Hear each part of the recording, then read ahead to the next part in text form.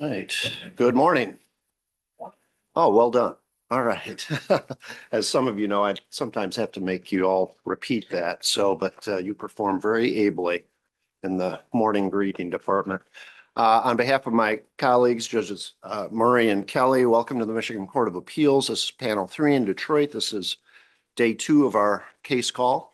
I'll give you my usual admonitions, advice for the lawyers. We've read your briefs. We've read reports from our staff on all the cases that we'll be hearing today. We're very well familiar with the facts. You don't need to belabor the facts. Just cut right to the most decisive legal arguments and tell us as succinctly as possible why you think you should prevail in your appeal today. In cases involving minor children or protected persons, please use initials only.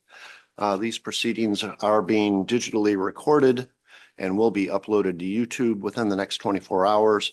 That includes the first case we'll be taking, which is out of order, item 14, which is also being live streamed, just for the record. So I think with that, I can call the first case of the day, and that would be item 14, docket number 373-259. In re implementing provisions of Public Act 233 of 2023. And before we start, I just want to disclose my son is an associate at Foster Swift. He, as far as I know, he hasn't had any. I don't think he gets to work on these fun cases. And so I don't think there's a basis for recusal, but if you have any concerns, you obviously can file a motion, but I wanted to disclose that. Thank you, Your Honors. Mike Homier on behalf of Appellants. The appellants are affected local units under PA 233. They are 72 townships, 7 counties. Apart from the parties, the interest in this case obviously is large. And to this day, I still get calls from municipalities asking them to join the appeal. And so they're all interested in this case, which I thank the court for making this available online live stream. So, and I'm not going to take very long because this case has been briefed and briefed again. I think we had 11 amicus briefs filed in this case. There are like 40 lawyers involved in one way or another. And it's just a few statutory interpretation issues, really. Yes, Yeah. It really is. I mean, at the end of the day, that's what it's all about. But it's important, and it's important because, you know, it's not the first time that this court has had to rein in an agency. And you see what's happening if you take a look at both what the appellees are arguing in terms of their authority and the reality. And if you do a side-by-side comparison of both the order and the statute, I don't think you can come away with any other conclusion but for the fact that they've legislated things into the statute that were not there. We've identified 4, now 5 cases of that happening through the order. And the first one is the affected local unit. The affected local unit, the commission inserts this additional qualifier where they exercise zoning jurisdiction. But the same statute uses that term in other places. Throughout the statute, PA 233, there are only 4 instances of the term zoning, just 4. One of them is not in the affected local unit, and that has a detrimental effect on our clients. It precludes them from particular meetings, notices, payments on the host community agreements. All of these things are vitally important. Your point there being that the legislature knew how and when to insert zoning jurisdiction in the statute, but chose not to do so with respect to this particular definition of ALU. That's correct. Yeah, the definition of ALU does not have a qualifier that exercises zoning jurisdiction.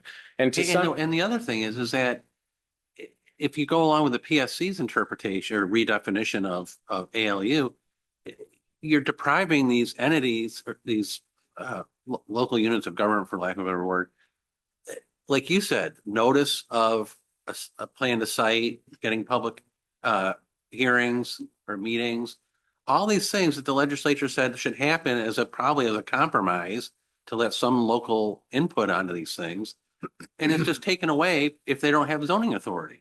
that's correct. Yeah, and you're right. I mean, one of the hallmarks is, and that's the fifth one that we identified, the public meeting portion. The statute requires that a public meeting be held in each affected local unit, each one. Well, not only now does it say exercising or zoning jurisdiction, but imagine like our clients in Ionia County. Ionia County has townships that are unzoned and the county has no zoning. So now they're not even an affected local unit under the definition. The entire county. The entire county, yep. And there are, Would yes. be municipalities. There are municipalities within the Right. county that are zoned, but the county doesn't have zoning, and there are townships in the county that don't have zoning, which means nobody exercises zoning jurisdiction, and they then are deprived of community host agreements, notices, meetings, et cetera, even though those facilities could be planned there and constructed there. Seems hard to imagine that's what the legislature intended would happen. That in that scenario, that you'd just be without the right to any kind of input. I agree. And this is repeated throughout. Take the definition of a compatible renewable energy ordinance. And the legislature struck a fine balance negotiating local control and when local control could be divested. And that balance now is upended by this order. For example, a CREO is a compatible renewable energy ordinance. Interestingly enough, not another instance where the legislature used the term zoning. It says it's an ordinance. So that could be police power, that could be zoning, that could be any particular ordinance. And in fact, when you look at the whole scheme of PA 233 and even the MPSC's authority, it's more in the line of operational site plan. So for example, CREO was declared by the MPSC as an ordinance that contains nothing more than those elements of operation under section 226 subparagraph 8. Those things have to do with noise limitations, setbacks, lighting, fencing, panel height, right? All sort of operational things. And what the state did, what the legislature did is said, okay, you local municipalities now, this is a ceiling. This is how stringent it has to be. You can't go any more stringent on these particular items because a compatible renewable energy ordinance can be no more restrictive than those things in section 226 subparagraph 8. Coincidentally, they left out, and you will not find this in the act, any locational restriction. So we cited the DeRuyter opinion because to the extent that townships or local municipalities, affected local units are preempted from, say, requiring a setback greater than what the state has allowed under 226 subparagraph 8. That's fine. What the legislature never did is take away any other zoning authority that those affected local units would have. In other words, if an affected local unit says, here's a renewable energy facility, we think it's best located in this area. That's the same way they zone every other land use in this state. And there's nothing in section 226 subparagraph 8 that mentions locational requirements. Nothing at all. They govern, again, operational standards. And it's a certificate for the construction of. It's not zoning approval. It's not zoning permits. And the MPSC now has said your compatible renewable energy ordinance may only contain those things under subsection 8 and nothing else. Well, that's absurd. So for example, somebody submits an application to the affected local unit. Can't collect a fee because that would be in addition to those items set under subparagraph 8. Can't require a special use permit because it's not in subparagraph 8. There's a whole host of items that are not included in there. And because of that, local municipalities are not preempted from enforcing those regulations that do not conflict with those specific enumerated items. And that's what the statute says. You can only take that so far though, can't you? Because, I mean, under that theory, the municipality might be able to impose restrictions that are not included in, that don't have anything to do with the list in subsection 8. So things outside the parameters of subsection 8 that are so restrictive that you couldn't possibly locate a facility there. I agree, but that's already covered by the Zoning Enabling Act. And that's where the problem is. So there are already guardrails in place. So the Zoning Enabling Act says you cannot pass or adopt or enforce an ordinance that has the effect of completely prohibiting a land use where there's a demonstrated need. Those legal guardrails already existed. And even appellees say, well, you have to read it in conjunction with the Zoning Enabling Act. Well, if you were doing that, then you would say, okay, PA 233 governs some operational standards, but only in limited circumstances. So for instance, if my client adopted an ordinance and had the exact same setbacks, the exact same noise limitations, then what precludes them from also saying, but we think it belongs in this area because we're going to mitigate the adverse impacts of that facility? It shouldn't be next door to the school. Correct. In And- elementary school. And what the MPSC has said is that these are permitted uses everywhere and anywhere. So legitimately, and I don't think I'm being hyperbolic, it would allow them to site a battery storage facility in the middle of a residentially zoned area. Now, I don't know whether that will happen or not. That's not the point. The point is that locationally, the local municipalities have retained their ability to zone property, including these. The only time that they might have an issue is if they required, say, greater setbacks or a noise limitation that's under. And Judge Godola, to your point, if, and the court can correct me if I'm wrong, I am not aware of a single solitary case involving renewable energies, which has been around a long time now, where any of our clients or any of the affected local units that we represent, or any in the state for that matter, have ever been held responsible for exclusionary zoning on that basis. Not a single case. So the guardrails were working. It's just that the MPSC didn't think the legislature went far enough. And so now they're going to correct it through this order, which, by the way, wasn't even a contested case. They just issue an order and then they call it, well, it's an interpretive statement. This goes way beyond an interpretive statement. This changes definitions. We've talked about the ALU and the CREO, but there are others as well.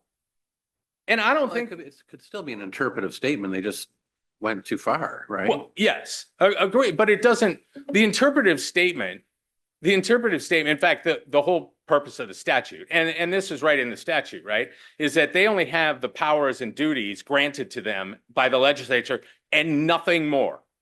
And so if you were promulgating an order for application filing instructions and procedures, you would look at this order and say, this goes way beyond that. I mean, application filing instruction is, how many copies do you need? What's the fee? Who do I deliver it to? What are the contents of the application? It's not, well, ALU is this and a CREO means that. And changes fundamentally the definition and the relationship of our clients in this permitting scheme, even with the MPSC. what happened really was when this was adopted in 2023, our clients went to work and started revising their ordinances. They read the statute, they complied with the statute, they adopted all of these ordinances. And then October of 24, before the law takes effect in November, MPSC comes out with this order and upends everything. And all to the detriment of the appellants in this case.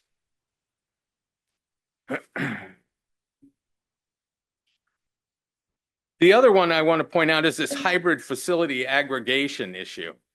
You won't find that term in PA 233. And what it functionally does is lower the thresholds to expand the jurisdiction of the MPSC.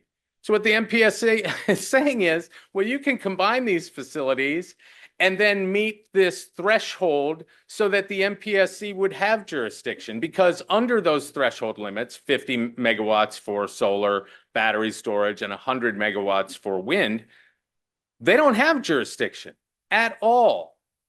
And so now they're aggregating these and they call it a new term, hybrid facility. There is no such thing. And in fact, even the notices that are dictated by statute refer to 3 different segments of those uses: solar, wind, battery storage.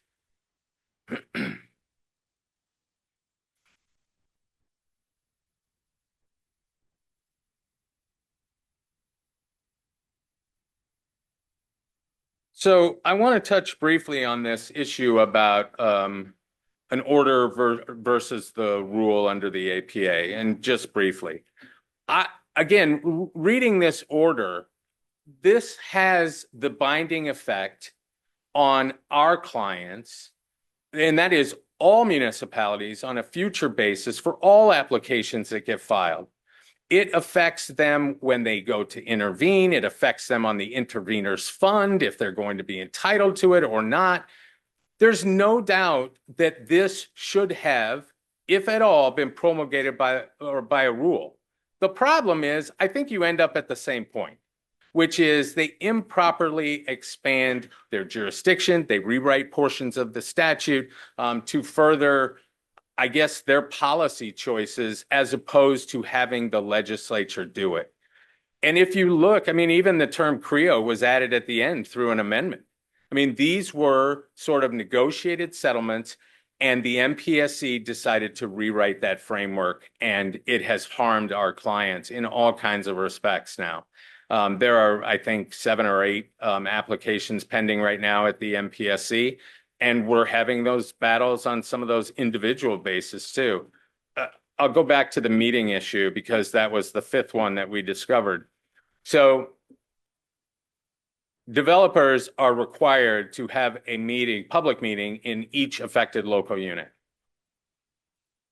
It's not vague, it's not ambiguous, shall do it, and there's a timeline to do it. The MPSC's order says, well, if you've got a good faith reason why, you should hold it as near to the ALU as possible. And we just had that issue at the MPSC. And they asserted the order. This is a final order for them. They're asserting it now in those cases. But that's another instance where they have changed fundamentally the legislation.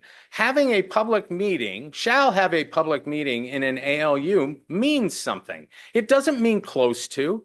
It doesn't mean make a good faith effort and show us and we'll review it on a case-by-case basis. That's simply not what it means. It is outside of statutory construction to read it any other way. And I'm happy to answer any questions you might have. Any other questions for Mr. Lear? Thank All right, you. you have time for rebuttal. Thank you.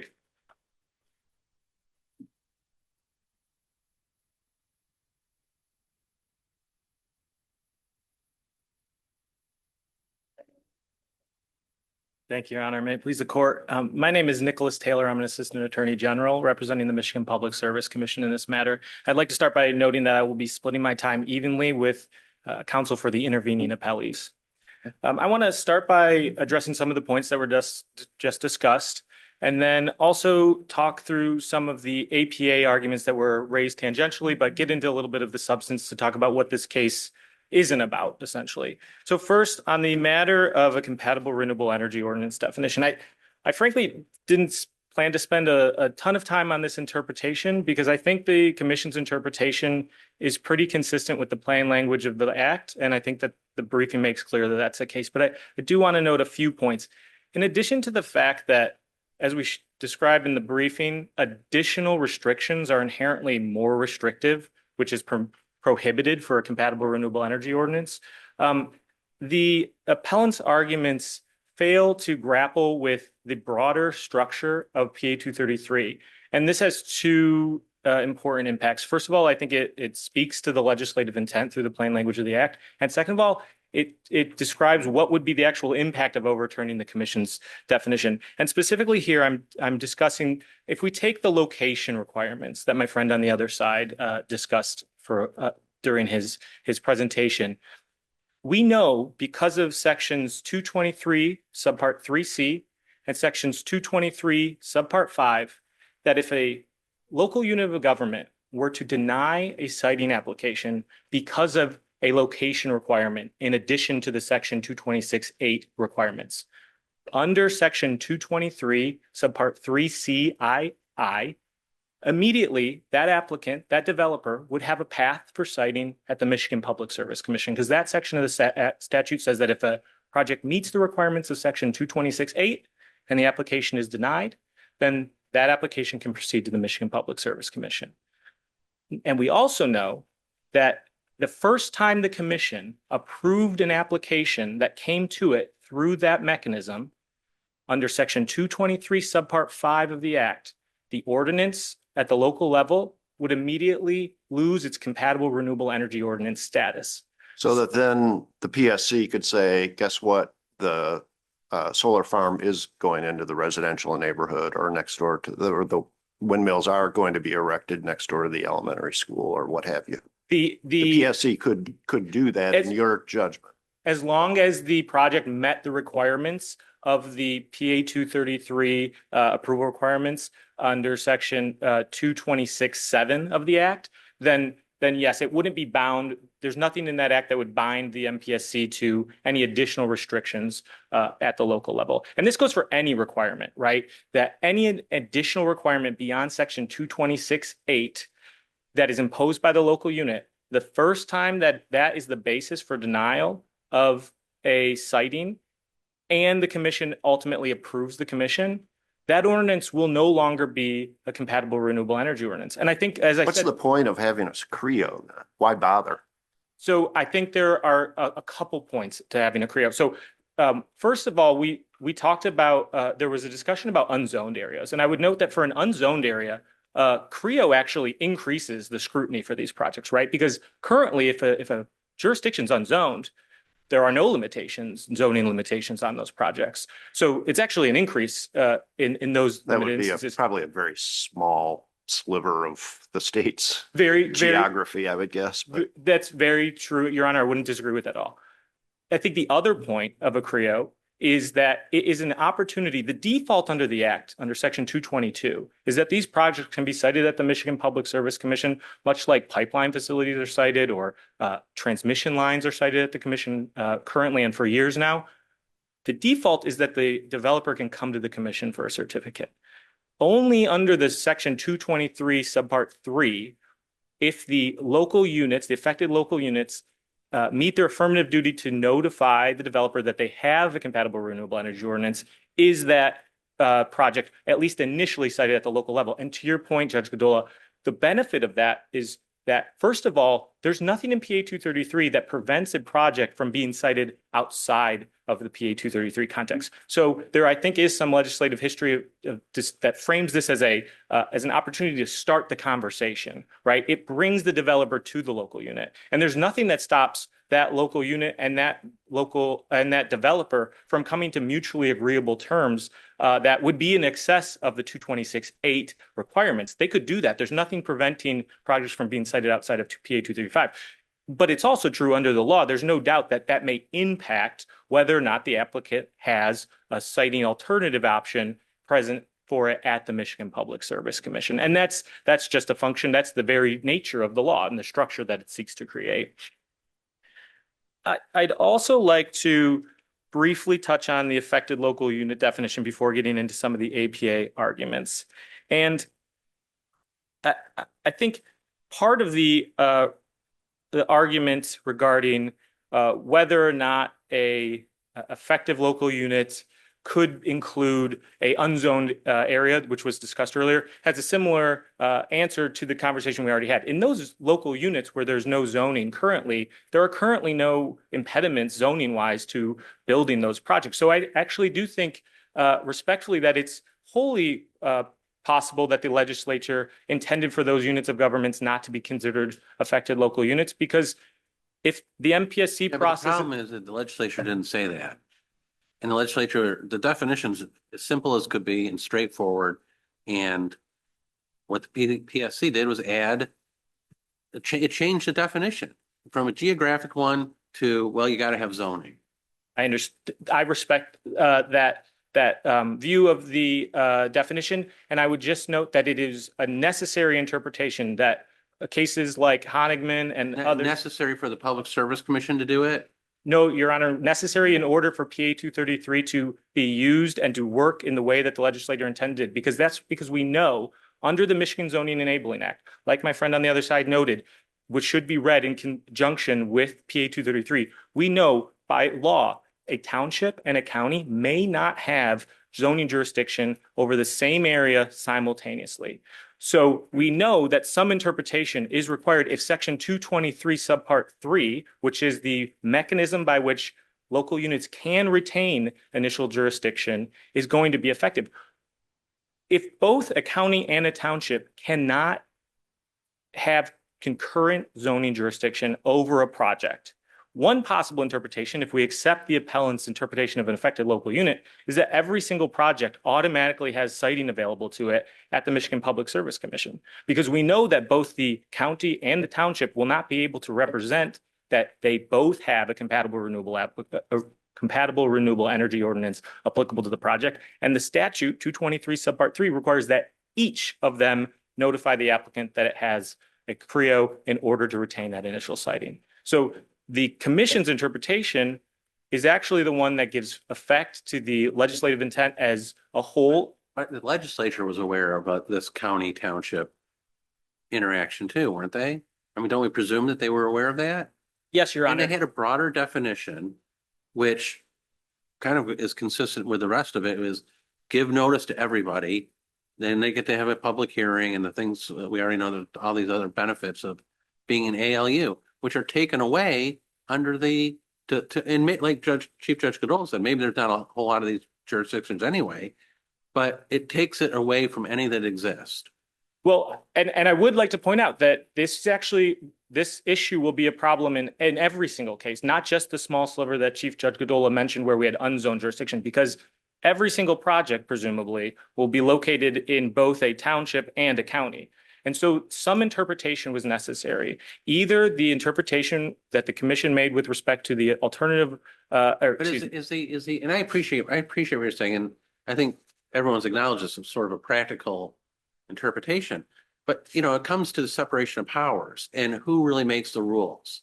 And if there's a problem with a statute and it's not able to be, you know, practically enforced, don't you go back to the legislature and have them amend it, as opposed to just having a unelected agency say, oh, well, you know, that's what they said, but that doesn't really work, so we're going to say it instead. That's the problem I'm having. I understand that, Your Honor. It's a not insignificant. I mean, it's the Constitution we're talking about. Who makes the rules? Absolutely.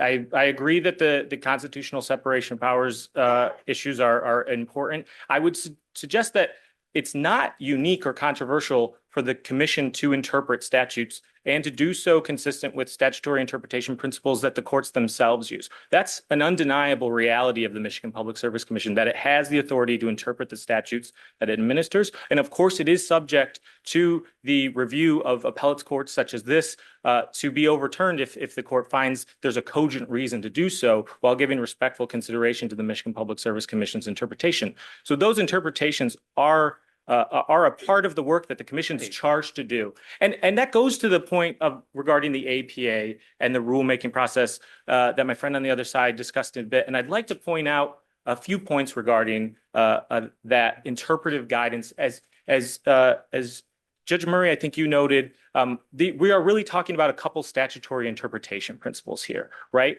There's some indication in the briefing, both in the appellants and the supporting amici, that the commission's statutory interpretations are being issued pursuant to section 224 regarding filing requirements and conflating the filing requirements section of the act with the challenge statutory interpretation. And I think the point was made earlier that, in fact, no, these are not filing requirements. These are statutory interpretations, and they're permitted under section 7J of the APA to be issued by the Michigan Public Service Commission. Stated plain language interpretation. Last point brought up, what was leading. It seems like they just conjured up no rules. For that point, Your Honor, I would note that under section 222 of the act, the default is that a developer can come to the Michigan Public Service Commission to seek a certificate. It's only when the affected local units affirmatively notify the developer that they each have a compatible renewable energy ordinance that the citing must first, at least initially, occur at the local level. Now, we know that the plain language of the act is the best evidence we have for legislative intent. And I would submit that there can be no reading of Public Act 233 that would have intended to give a veto right to local units of government to indefinitely preclude a project from going before the Michigan Public Service Commission. But that is what the interpretation that the appellants are seeking would allow. Because if an affected local unit is allowed to simply never take a meeting with a developer, then the default right to cite the project at the Michigan Public Service Commission under section 222 is potentially foreclosed indefinitely. And I don't think there's any legislative support for that interpretation.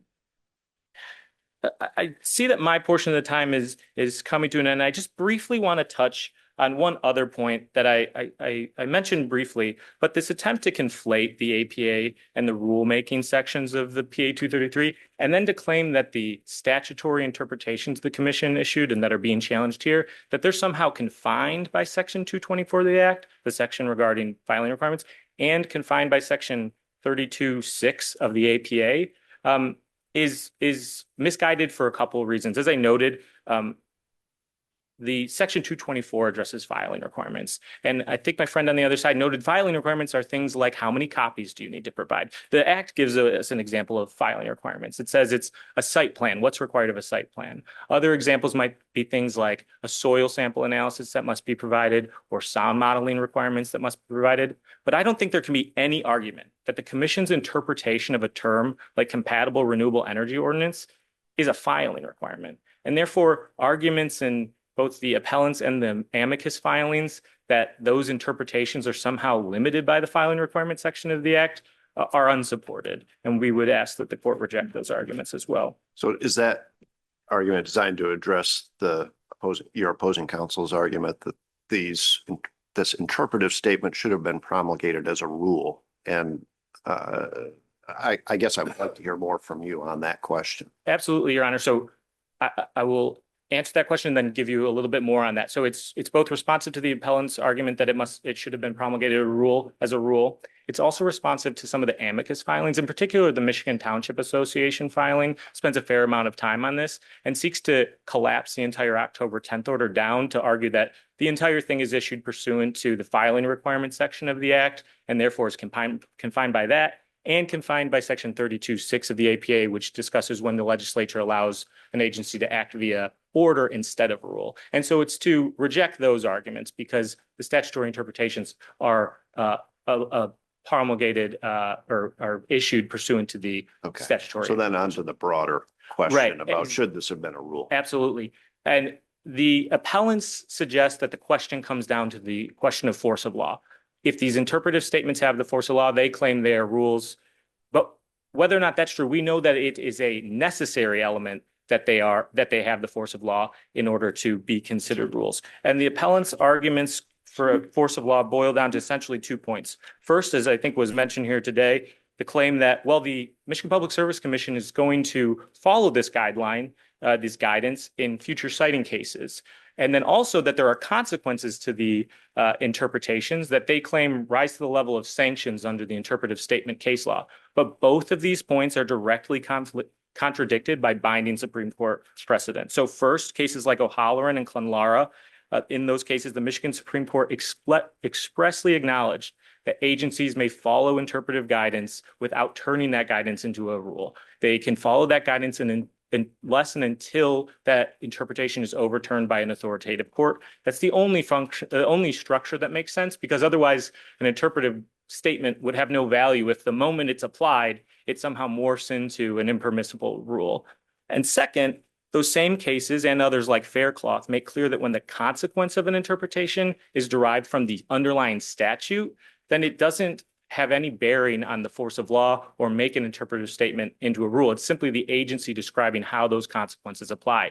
And in this case, the consequences that appellants point to come from the statute itself and cannot be used to claim that the interpretive statements have the force of law. One example appellants point to in the briefing is the consequence that their ordinances lose compatible renewable energy ordinance status pursuant to the commission's interpretation. But we know, and there can be no argument to the contrary, that that consequence, losing compatible renewable energy ordinance status, comes from section 223 subpart 5 of the act. It therefore cannot be the basis for finding that these interpretive statements have the force of law and are in fact a rule. Answers my question. Thank you, Your Honor, and I'll cede the remainder of my time to intervening appellees. Thank you for the chance to speak. Thank you. Good morning, Your Honors. May it please the court, Brian Doyle on behalf of intervening appellees. I know my time is limited and I'll hit on just a few discrete points.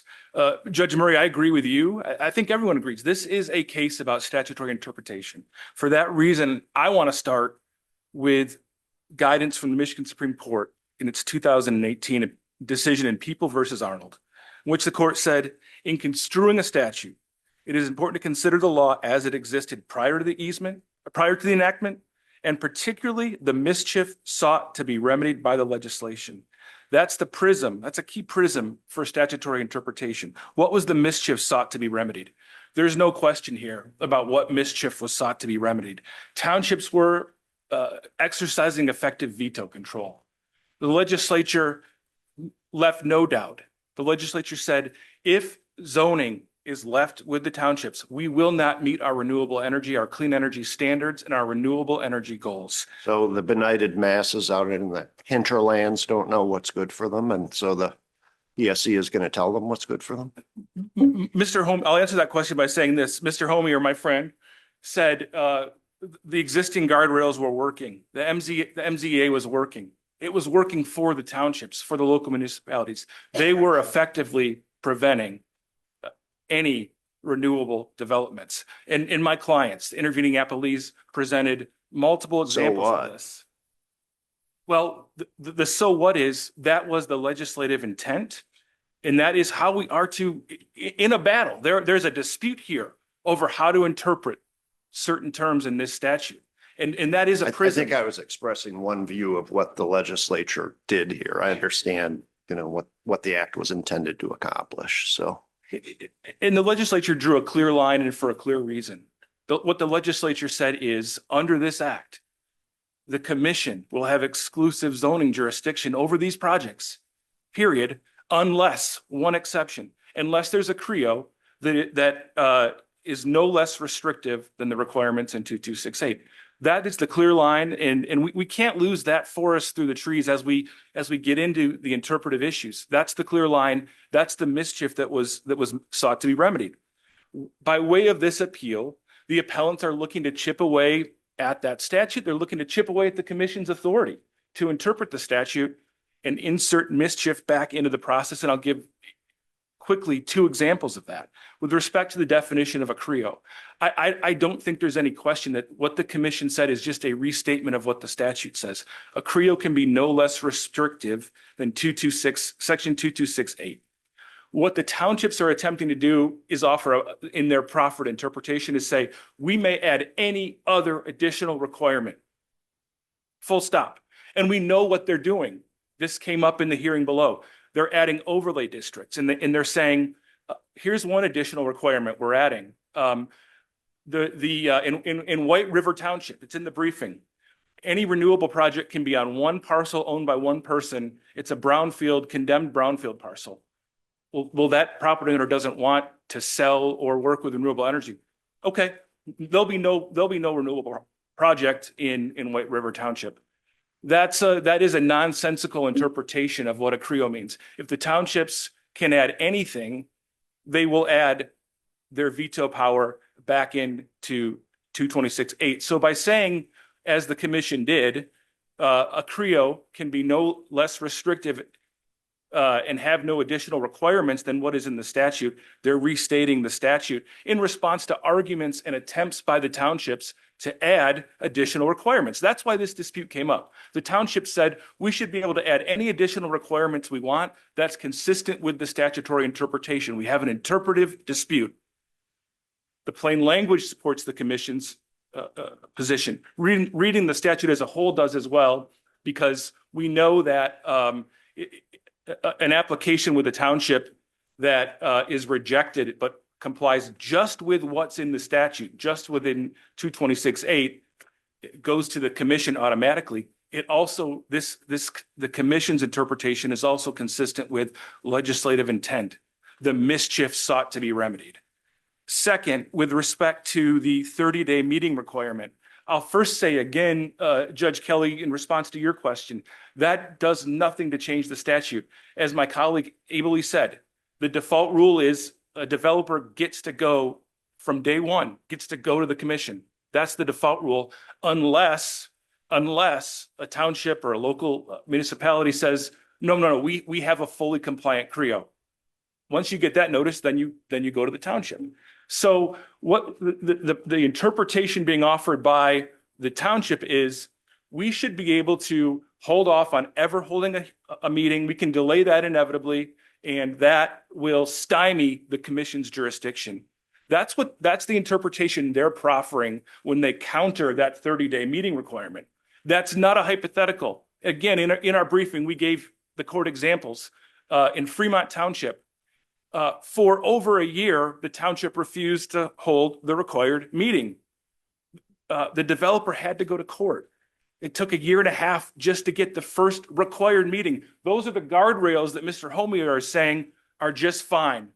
Those are the guardrails.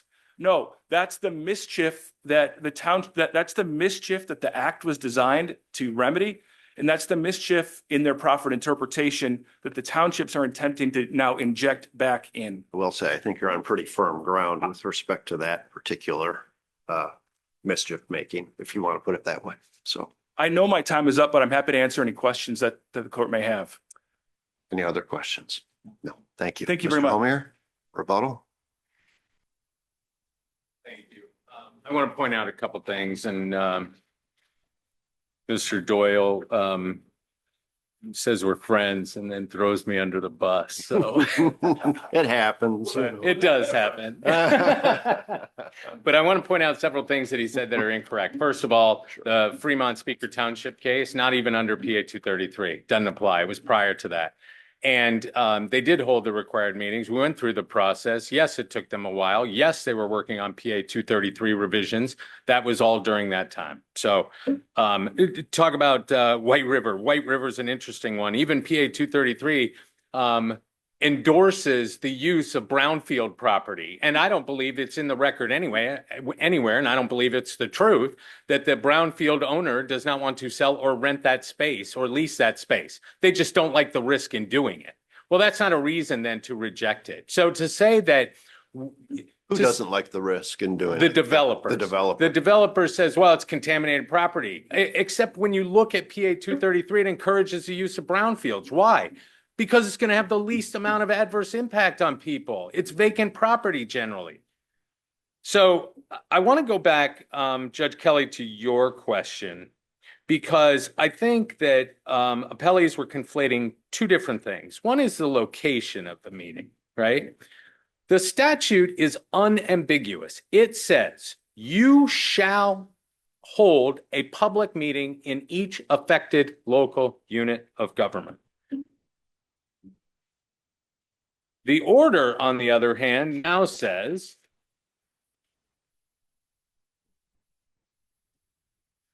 it'll be reviewed on a case-by-case basis and a good faith effort to hold the meeting as close as feasible.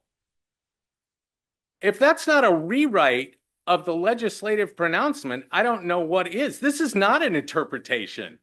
This is a rewrite of that. The other issue is on the meeting schedule with the chief elected official. So what the statute says is that developer has to make an offer to meet, and then the statute says 30 days following that meeting, an affected local unit must notify them whether they have a CREO or not. What did the MPSC do? Changed it. They said now, if an affected local unit does not respond within 30 days after receiving the offer to meet, not the actual meeting, but the offer to meet.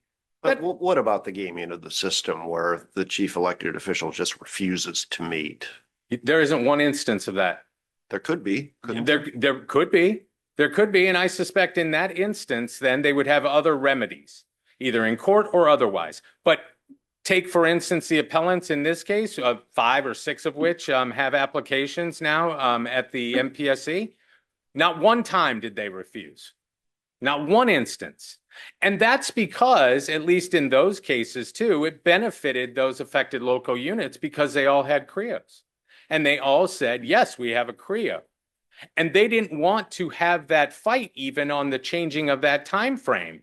So what they do, when they got the offer to meet, they said, okay, we'll meet. And that meeting is to review the site plan.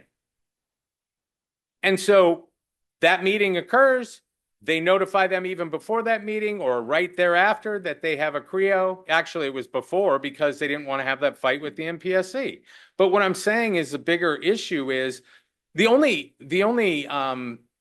mischief here is by the MPSC rewriting legislative text. And there can't be any doubt when you look at a compatible renewable energy ordinance. I mean, they keep referring to it as a zoning ordinance. You won't find that in the definition. Now, there are other instances in which the legislature uses the term exercising zoning jurisdiction or zoning ordinance. There's a total of 4 times that zoning appears in the statute. In the definition of a CREO, it is not one of them. And this is what it says. It's an ordinance that provides for the development of energy facilities within the local unit of government, the requirements of which are no more restrictive than the provisions in Section 226, subparagraph 8. So 2 points there. One is the MPSC is trying to turn it into different language to say it can only include that. That's not what it says. The second part is that in terms of the definition itself, if the legislature had said it's a zoning ordinance, they could have easily done so. They knew how to do it. They didn't. Which means then that you could have affected local units that have an ordinance for the development of renewable energy facilities because it's not restricted to zoning. And there's nothing in PA 230. If that were the case, why not just include it as an amendment to the Michigan Zoning Enabling Act? And if you look at the Michigan Zoning Enabling Act, where the legislature intends to preempt local government from exercising zoning jurisdiction, it knows how to do it. It's done it several times over in various different areas. This was a balanced approach of competing to, Judge Godola, your point. The legislature understood fully well what it was doing, and it didn't want to cram these facilities down rural Michigan's throat. And there was a negotiated process for that. That's why CREO was added near the end to allow this local control.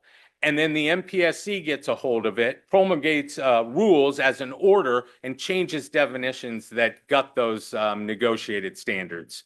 And so for that reason, I think this court should overturn or vacate that order. If they want to try and promulgate a rule, there's a process for doing so, which involves the JCAR review, which is probably where these things would be flagged again if they tried to do the same thing. The legislature nor this court should take kindly to an administrative agency trying to legislate. Thank you, Your Honors. Thank you very much. Any final questions? All right, thank you. Appreciate your arguments today. Well argued on both sides. We appreciate you appearing here in court in person today, and the case is submitted. All right, that takes us to docket number 37. It's consolidated cases, I believe. 3 consolidated cases. Docket numbers 370051, 371977, and 373660. General Motors LLC versus Alphonse Acabelli.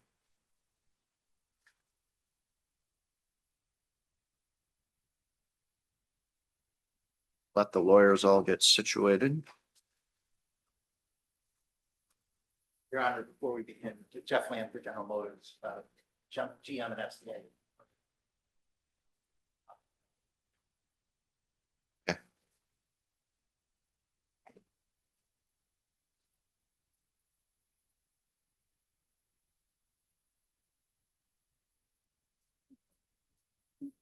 Good morning, Your Honors. Good May it morning. please the court.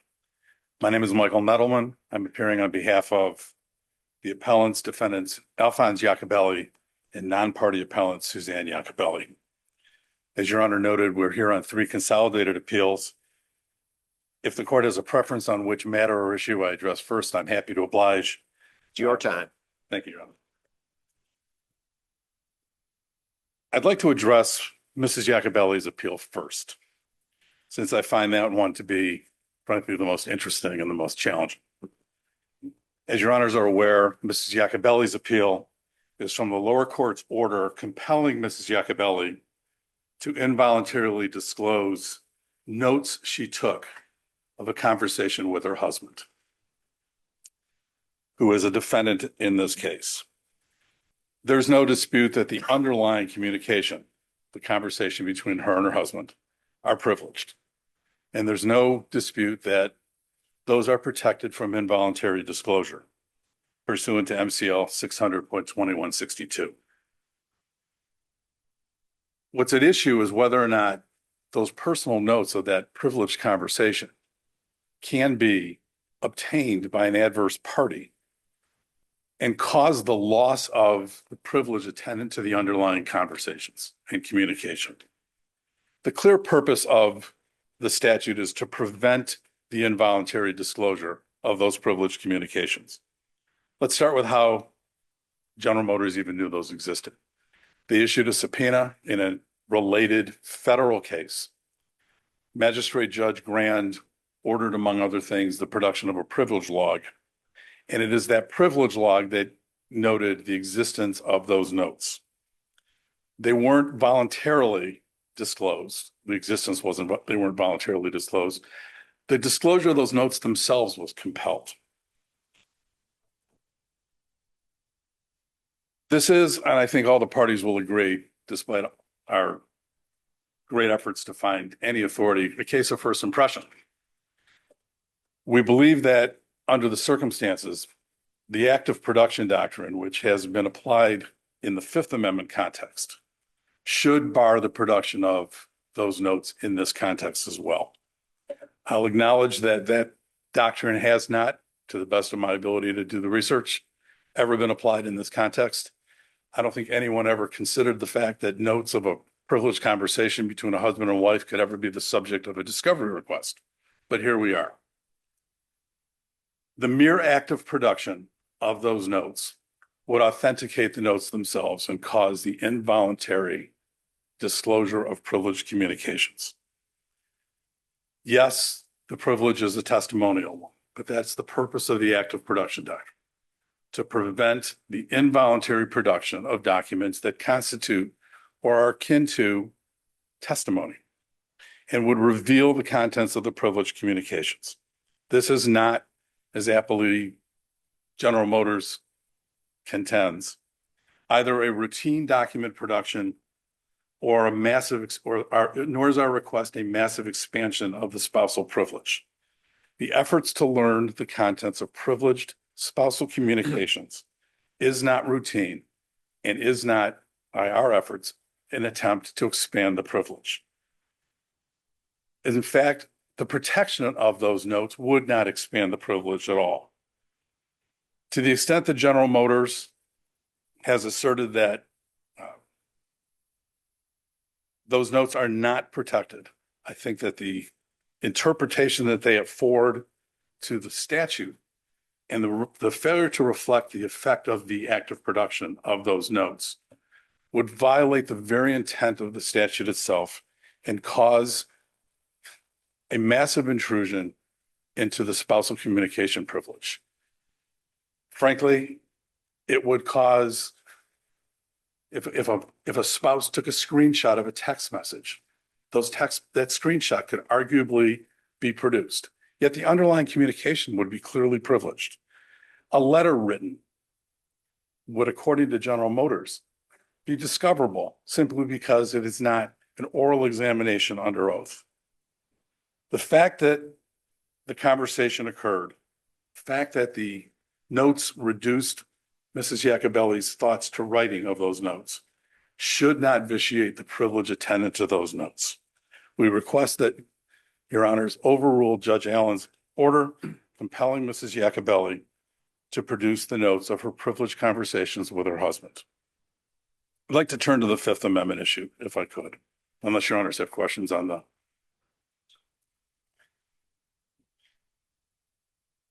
Admittedly, the passage of time with respect to the Fifth Amendment issue has, for lack of a better description, mooted some of the bases upon which the Fifth Amendment was asserted in the first instance, but it hasn't mooted all of them. The statute of limitations has expired, for example, on actions arising from the declaration that Mr. and Mrs. Iacobelli gave to the Department of Justice. But the risk of prosecution still exists with respect to a number of other items and will continue to exist for the foreseeable future, which permits and justifies Mr. Iacobelli's continued assertion of his Fifth Amendment rights. Among those, and I want to highlight what clearly remains, Mr. Iacobelli continued to cooperate with the Department of Justice through July of 2021. He gave statements to the Department of Justice to the extent that the inquiry by General Motors and FCA would reveal that either Mr. Iacobelli misled or lied to the Department of Justice, or that he even failed to disclose to the Department of Justice matters that he was obligated to do so. The statute of limitations has not yet expired. So and frankly, absent further communication with the Department of Justice will not expire until July of 26. Secondly, the foreign accounts, the infamous foreign accounts that permeate this case. General Motors continues to assert the existence of those foreign accounts, either in Mr. Iacobelli's own name, in someone else's name, or more importantly, held by Mrs. Iacobelli allegedly for his benefit. If those allegations are proven by General Motors to be true, Mr. Iacobelli, who clearly has not disclosed those foreign accounts on his tax returns, because we've produced the tax returns, and Mr. and Mrs. Iacobelli filed joint tax returns, the annual reporting of those alleged foreign accounts is required by law, and the willful failure to disclose them is a criminal violation. That is a continuing risk. If General Motors is successful in establishing, as it has tried mightily to do and continues to try mightily to do, continues to establish the existence of those alleged foreign accounts. As a consequence, because there is criminal prosecution possible if General Motors is successful, and this court can't evaluate whether or not GM will be successful, and this court should not and cannot, I believe, constitutionally evaluate the risk of prosecution. But if General Motors is successful, Mr. and Mrs. Iacobelli clearly face criminal prosecution for the failure to disclose the foreign accounts that General Motors continues to allege exist. Finally, with respect to the ongoing risk to Mr. and Mrs. Iacobelli, it is unclear, but fairly read, I think. It is unclear when General Motors acknowledges this alleged conspiracy ended. And as part of this alleged conspiracy, General Motors relies on the alleged existence of these foreign accounts. Maintenance of these foreign accounts would constitute an overt act in furtherance of the conspiracy that General Motors alleges exists, and therefore the statute of limitations on that conspiracy hasn't even yet begun to run.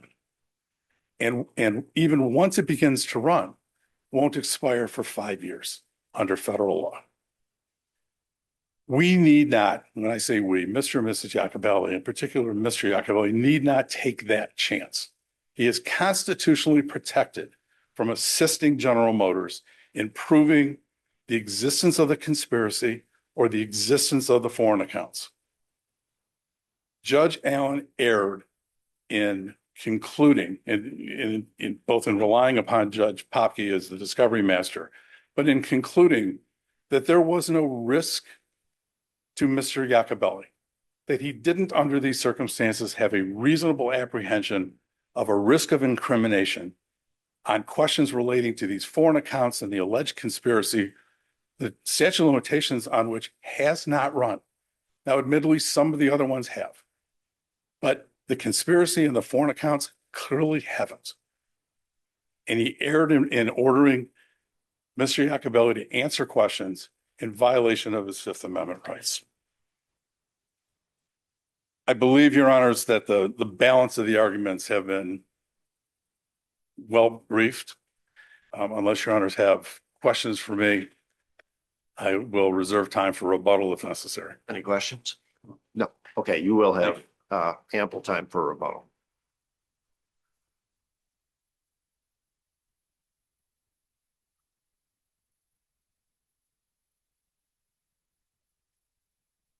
Good morning, Your Honors. May it please the court. I'm Jeff Lamb for Appellate General Motors.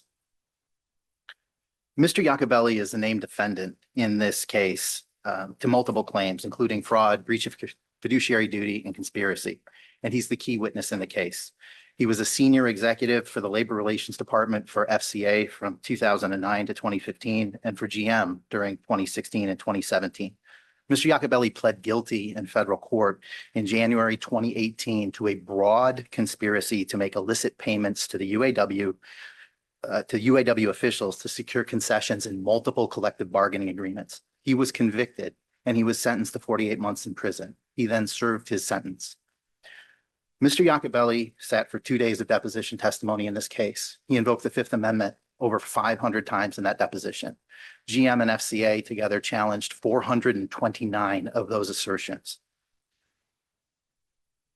Mr. Iacobelli abused the Fifth Amendment in this case to avoid providing almost any substantive testimony at all about any topic. Taken together, those 429 assertions amount to a blanket invocation of the Fifth Amendment, which is prohibited under multiple cases. These privilege assertions were then reviewed in painstaking detail one by one by the discovery facilitator in this case, retired Judge Popke. And Judge Popke issued an exhaustive 80-page report going question by question and detailing the basis and in many cases, the multiple bases why the Fifth Amendment was not properly invoked to each of those questions.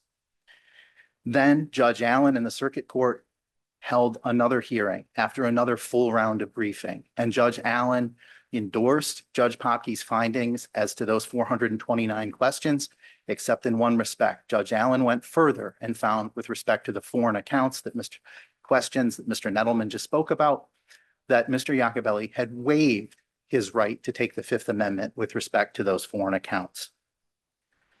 The circuit court found that Mr. Iacobelli had no reasonable fear of incrimination or possibility of prosecution for multiple reasons.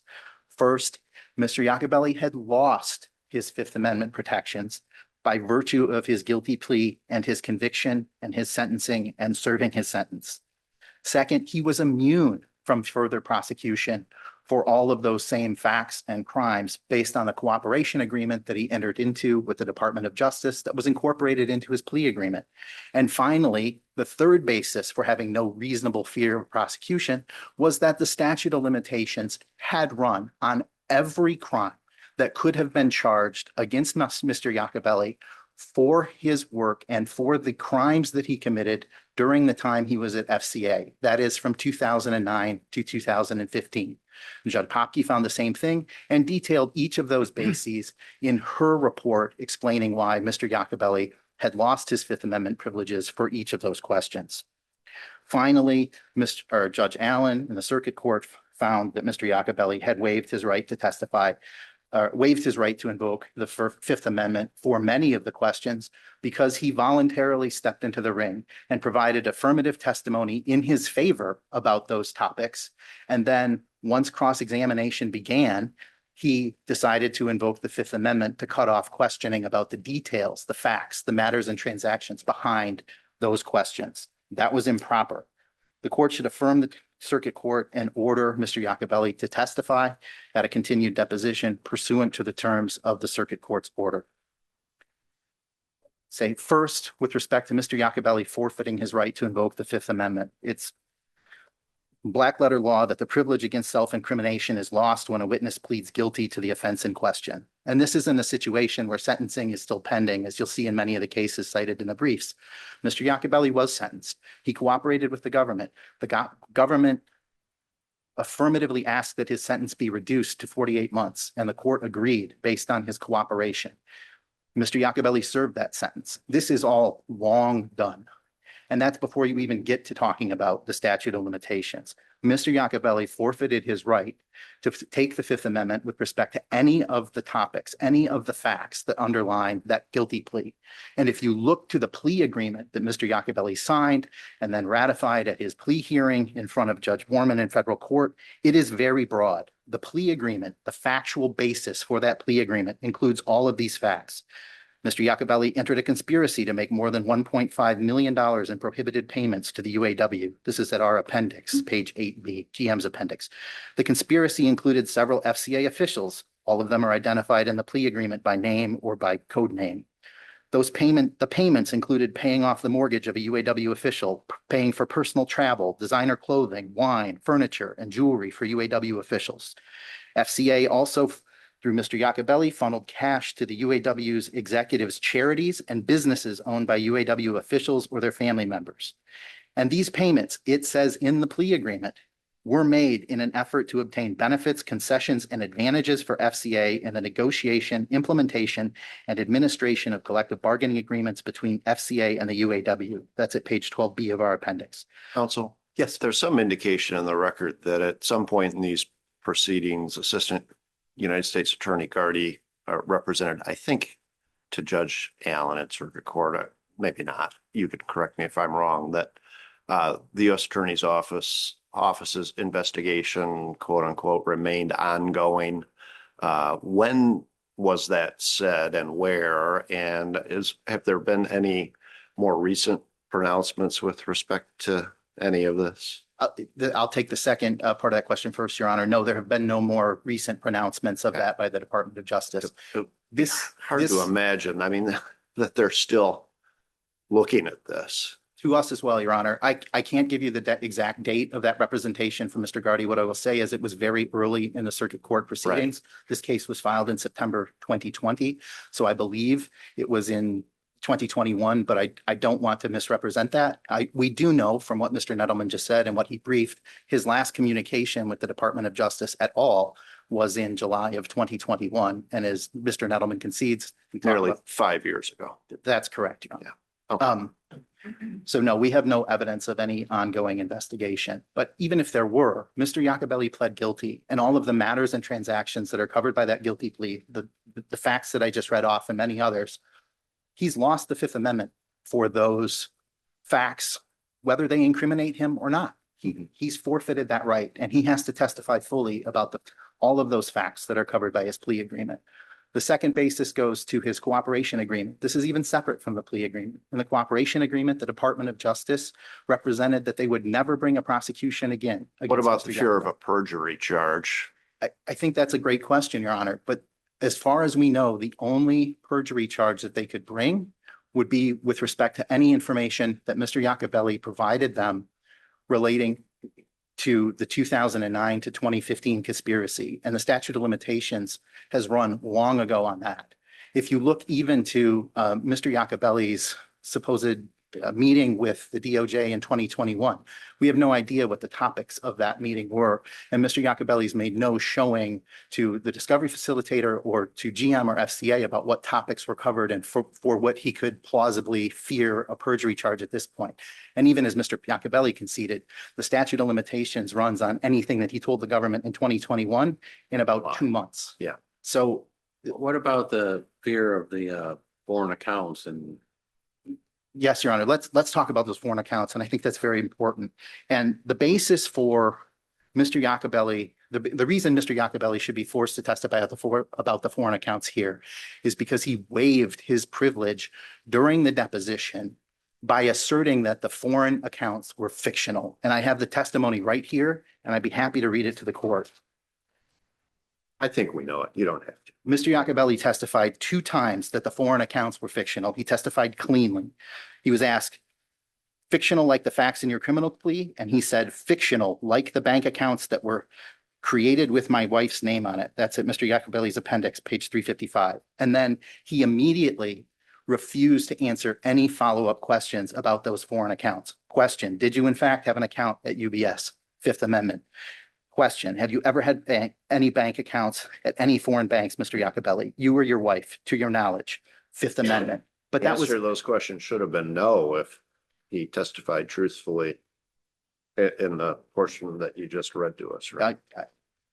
I don't know what the truthful answer is to that question, Your Honor, but I do know that before he gave those two, before he invoked the Fifth Amendment in response to those 2 questions and many others, he testified twice that the foreign bank accounts were fictional. And that's precisely what all of the cases that we've cited said. Once you give affirmative testimony in your favor, this is Flint Water, once you give affirmative testimony in your favor, you cannot withdraw from the crossfire of cross-examination. You have to answer the follow-up questions. And it's that scope of the cross-examination that determines the scope of the waiver. And that's why Mr. Iacobelli has to answer questions about foreign accounts at a continued deposition. That's what Judge Allen found in the circuit court. With respect to the cooperation agreement, as I was saying, the Department of Justice granted Mr. Iacobelli immunity for any of the information that he provided in connection with his communications with the Department of Justice relating to the conspiracy that he was participated in during his time at FCA from 2009 to 2015. There's no question Mr. Iacobelli cooperated.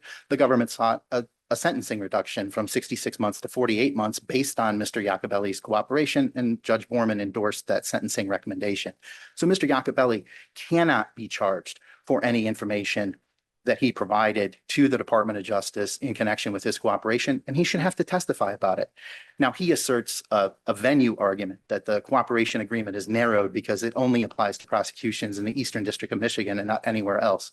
But as we detail in our brief, in the IOSIV case is that case, no prosecution can be brought against Mr. Iacobelli in any place other than the Eastern District of Michigan, because that's where his crimes occurred, and that's black letter federal law. So he does not have any type of reasonable fear of prosecution or anything either contained in his guilty plea, which he's waived his rights to, or information that he's provided the government, because he's immune from prosecution. And that's before you get to the statute of limitations issue, which Mr. Nettleman has already conceded only is still potentially in play for 3 more months for 1 meeting with the government in July of 2021.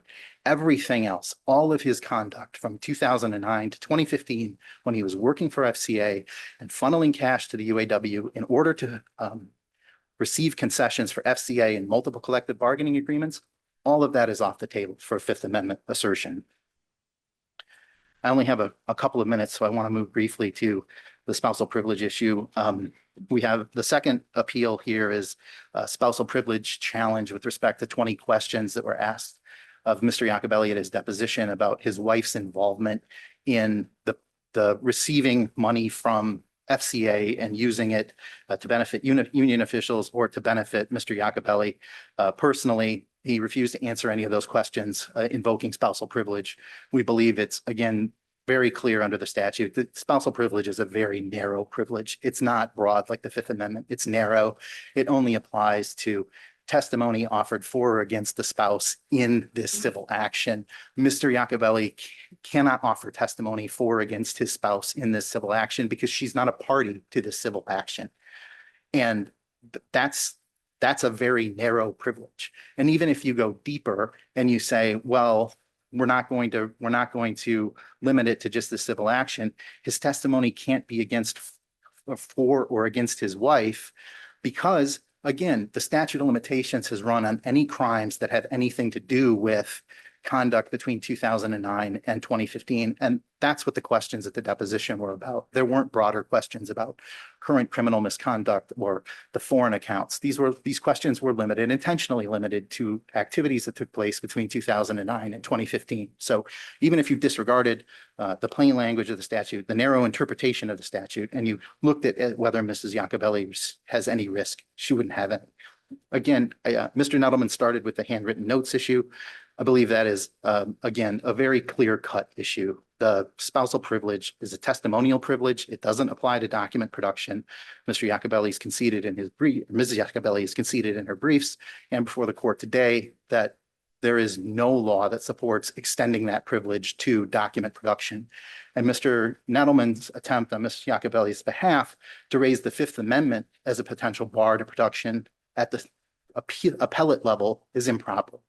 Mrs. Iacobelli never asserted any type of Fifth Amendment protection in the circuit court, not with the discovery facilitator, not with the circuit court judge relating to these notes. This Fifth Amendment argument is new. In the circuit court, Ms. Iacobelli argued this active production doctrine in connection with the spousal privilege, which would be a radical expansion of the privilege. And Ms. Iacobelli was unsuccessful as both the discovery facilitator and circuit court judge found. Now, Mr. Nettleman on Ms. Iacobelli's behalf is trying a different route in invoking the Fifth Amendment for the first time on appeal, and that's fundamentally procedurally improper. If it wasn't raised in the circuit court, it can't be raised here for the first time. So that's an additional reason to reject that argument. Before I yield, Your Honor, I think you're about to hear 10 or 12 minutes of argument regarding Garmin preemption and why this court doesn't have subject matter jurisdiction over this case. I'm not sure we need 10 or 12 minutes on that, but that's Understood, Your yeah. Honor. GM's position is very clear. That was not an just issue. warning your co-counsel. That was not an issue that was a part of the application for leave to appeal or any of the supporting briefs in support of any of those applications for leave to appeal. And furthermore, the Court of Appeals has looked at this issue twice previously in 2022 on two different applications for leave to appeal and denied application for leave to appeal. If there was a procedural vehicle to re-raise that issue now, it was for Mr. Iacobelli or FCA to appeal the appellate court's denial of those applications for leave Isn't to it a appeal. jurisdictional issue, though? That's what FCA says, Your Honor. And our position is the court has already looked at that jurisdictional issue twice in reviewing applications for leave to appeal that put that issue front and That could center. happen again if this case ever made it up to the Supreme Court. It could be raised then. So I don't know why we're barred from considering whether or not we have jurisdiction. We're never barred from that. I will concede, Your Honor, that the court has the sua sponte power to consider its jurisdiction at any point in time. What we're saying is that in the particular facts of this case, that is procedurally improper because both Mr. Iacobelli and FCA have both tried to get this court to review that issue, and this court has rejected that issue on an interlocutory basis. It would be very odd for the court to have done that and then subsequently consider that issue on the merit. No, it wouldn't.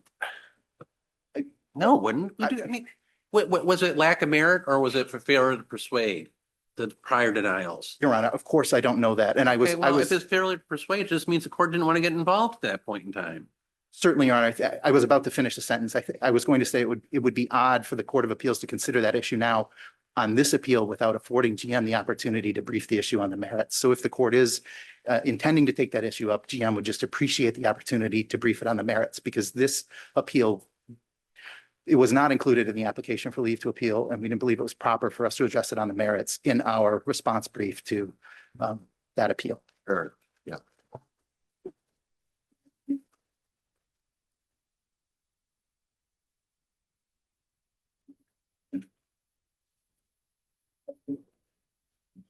Good morning, Your Honors.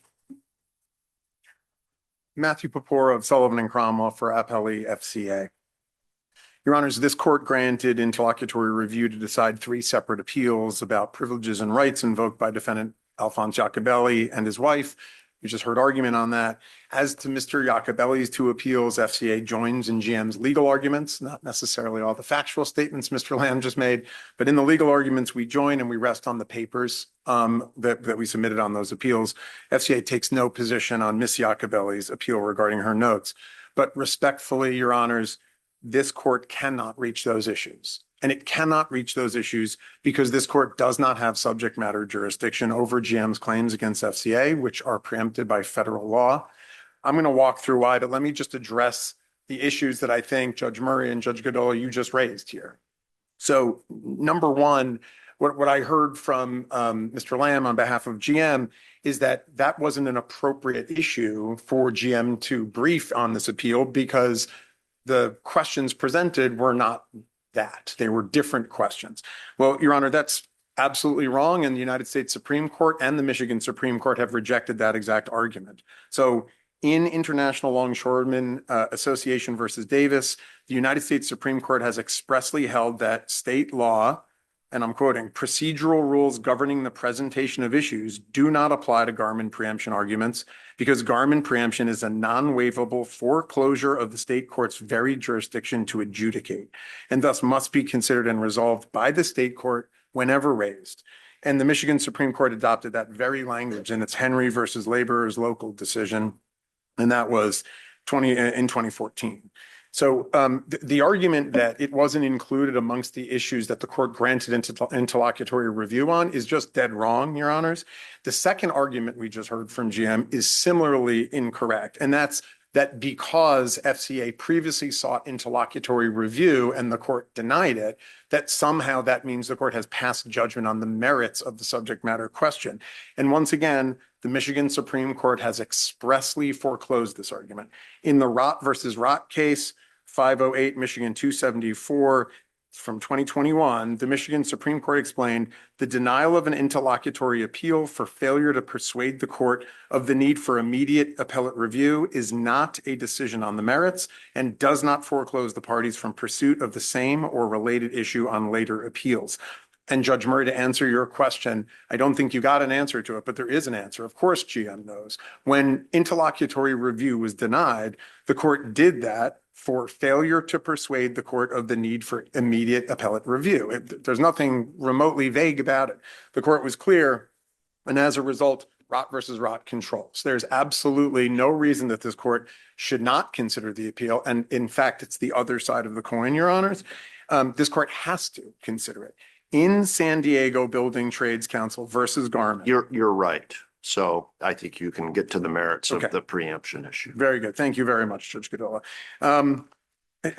Last thing I'll say on this, and just to press my luck just a bit, is I just want to push back on the argument that GM needs supplemental briefing. This consolidated set of three appeals is slightly different than your normal appeal, right? GM had 3 opportunities to brief subject matter jurisdiction. It decided not to do that. It submitted 80 pages of briefing.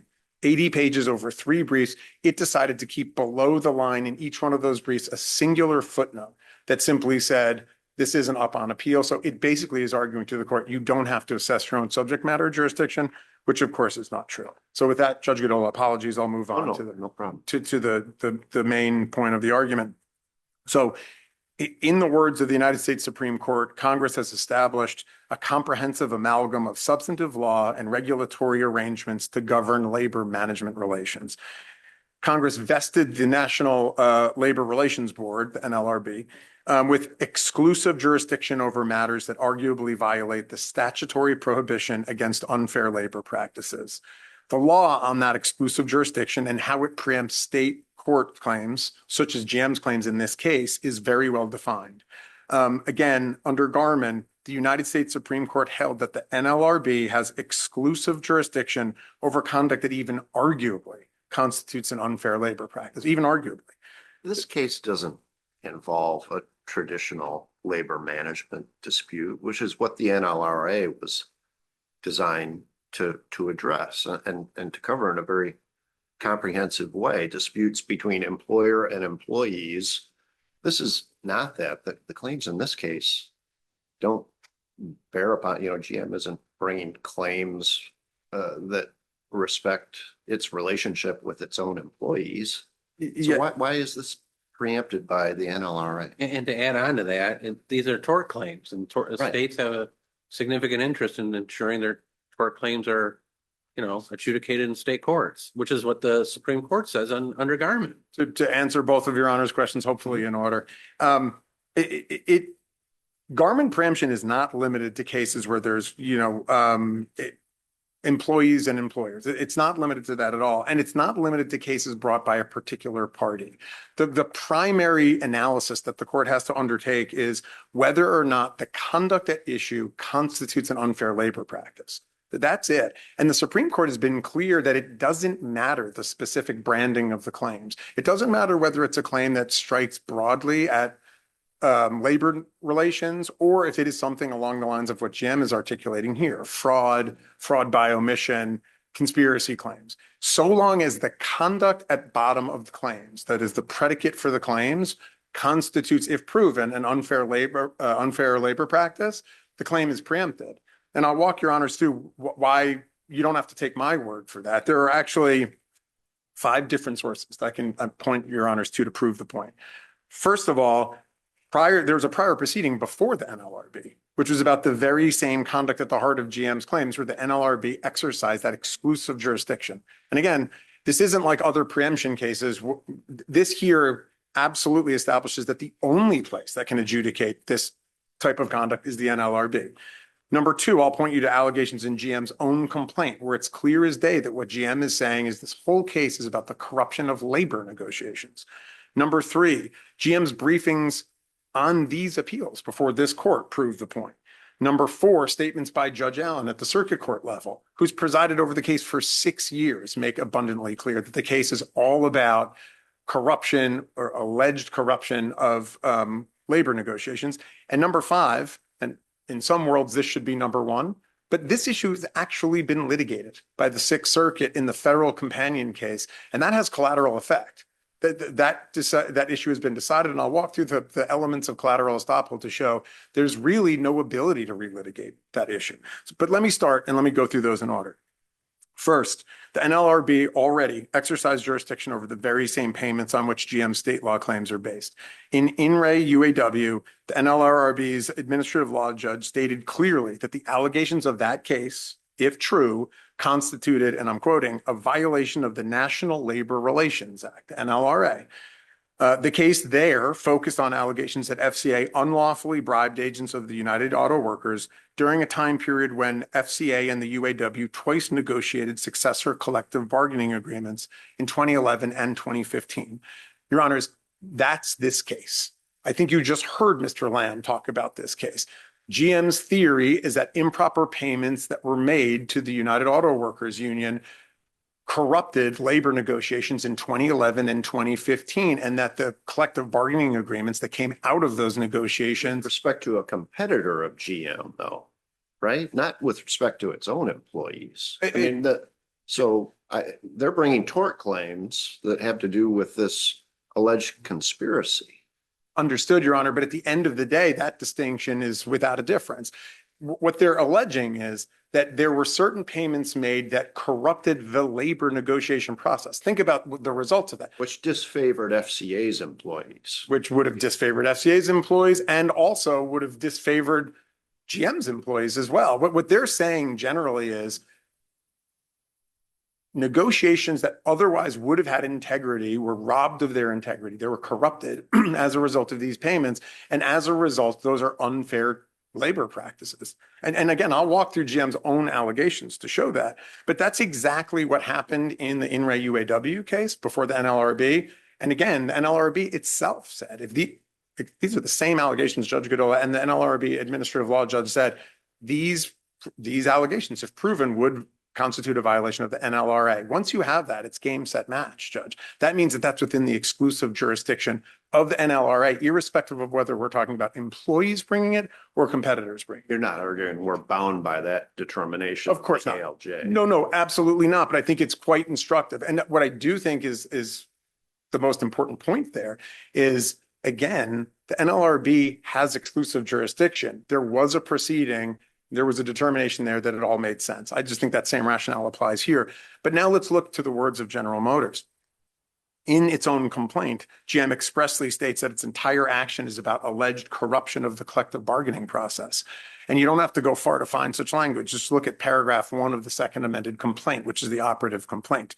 On the very first page, the first paragraph, GM alleges that FCA participated in a decade-long conspiracy to bribe certain senior union officials to corrupt the collective bargaining process and inflict harm upon GM. It goes on and on. I won't do it slavishly here, but just a couple other examples.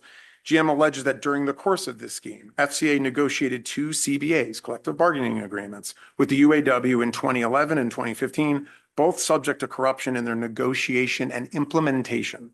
And GM alleged that to avoid the natural results of pattern bargaining, FCA paid UAW members to deny GM structural labor benefits that FCA supposedly got from the UAW. So Judge Godola, GM is alleging that FCA employees got hurt, that GM employees got hurt. These are all unionized folks. This clearly falls within NLRA's exclusive jurisdiction.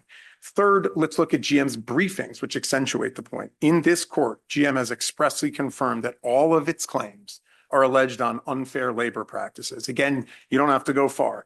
Look at the very start of the first brief that GM submitted on these appeals. GM says, at the heart of GM civil claims, quoting, at the heart of GM civil claims is an alleged years-long bribery scheme to funnel millions of dollars in illegal payments to officers of the UAW in order to corrupt negotiations with the UAW and obtain certain cost savings programs for FCA and GM that had been expressly denied in an effort to give FCA a competitive advantage. And GM doesn't stop there. It quotes extensively from the plea agreement of Mr. Iacobelli, claiming that that plea agreement confirms that the purpose of the FCA UAW bribery scheme was to obtain benefits and concessions in FCA's collective bargaining agreements with the UAW. Before I move on to what Judge Allen has said, I want to circle back to Judge Murray's question. You have about 2 minutes. Okay, I'll do it quickly. Okay, very quickly. In fact, you're over time, but go Okay, ahead. apologies, Your Honor. It does not matter that these are state law claims, and I think it's worth it to think about what the claims are. Fraud by omission, civil conspiracy, civil conspiracy and unfair competition. Every single one of those, Judge Murray, is essentially GM saying, while you were engaged in this practice, this unfair labor practice, you weren't telling us about it. Fraud. You were making statements about the sanctity, the integrity of the negotiations, but really you guys were engaged in unfair labor practices. To prove falsity in that fraud claim, they have to show that it's an unfair trade practice. That puts it squarely within the jurisdiction of the NLRA. Same thing, fraud by omission. You guys are doing this, you aren't telling anybody. That's something they had to bring to the NLRB. Same thing with civil conspiracy. You're working with the UAW to do the stuff, had to bring it before the NLRB. So, Your Honor, the unfair competition point, the same. All of these cases needed to be brought before the NLRB, and the Supreme Court is clear that any action that this court, that the circuit court, that anyone takes is void ab initio when the court doesn't have subject matter jurisdiction. So with apologies for going over time. Thank you, Your Honors. Fine, thank you. Rebuttal. Very briefly, Your Honors. Sure. In the strange bedfellows category, we have the plaintiff and one of the defendants at Appellee's table, me at another. I thought he should be, Mr. Purpora should be sitting on your side. Perhaps. Yeah, you're gonna go have lunch together, right? And with that in mind, I find myself in the unique position of agreeing with Mr. Purpora on the jurisdictional issue. Right. I want to address quickly what Mr. Lamb indicated. Our briefs did not focus on the jurisdictional issue. I was mindful when the court granted leave that leave was granted on very specific issues, and I was respectful of that. That, however, does not relieve the court of its obligation to examine its own jurisdiction, which is, I think, the point that Mr. Purpora was making. Correct. I will agree with Mr. Lamb on one point only. Mr. Iacobelli is a key witness. The fact that he's a key witness, however, does not translate to his loss of his constitutional rights or his loss of his statutory rights. There was no, what Mr. Lamb has called a blanket invocation. Blanket invocation is used in the case law as when you simply say, I'm not going to answer any questions, you don't sit for the examination. This was a invocation of the Fifth Amendment and spousal privilege rights and privileges on a question by question basis. Yes, there were a lot of them, but it was not a blanket invocation where Mr. Iacobelli refused to sit for the examination at all. There is no grant of immunity in any document authored by any governmental authority. There were certain covenants by the Eastern District of Michigan. It is not a grant of immunity. It can't reasonably be construed as a grant of immunity, and it's improper to call it a grant of immunity. Both the appellees ignore the fact that the efforts to establish the existence of the foreign accounts by General Motors creates continuing risk to Mr. Iacobelli and Mrs. Iacobelli. There are significant criminal penalties attendant to the failure to reveal these foreign accounts that General Motors seeks to establish. That is an ongoing risk. Statute of limitations hasn't run on those because those accounts have never been disclosed. The Michigan statute with regard to the spousal privilege speaks to testimony being prohibited if it is for or against. The briefs of the appellees focus on the against part. It loses, as has been said earlier today, the forest for the trees, because it is not simply enough to say Mrs. Iacobelli can't be prosecuted, because the statute isn't so limited.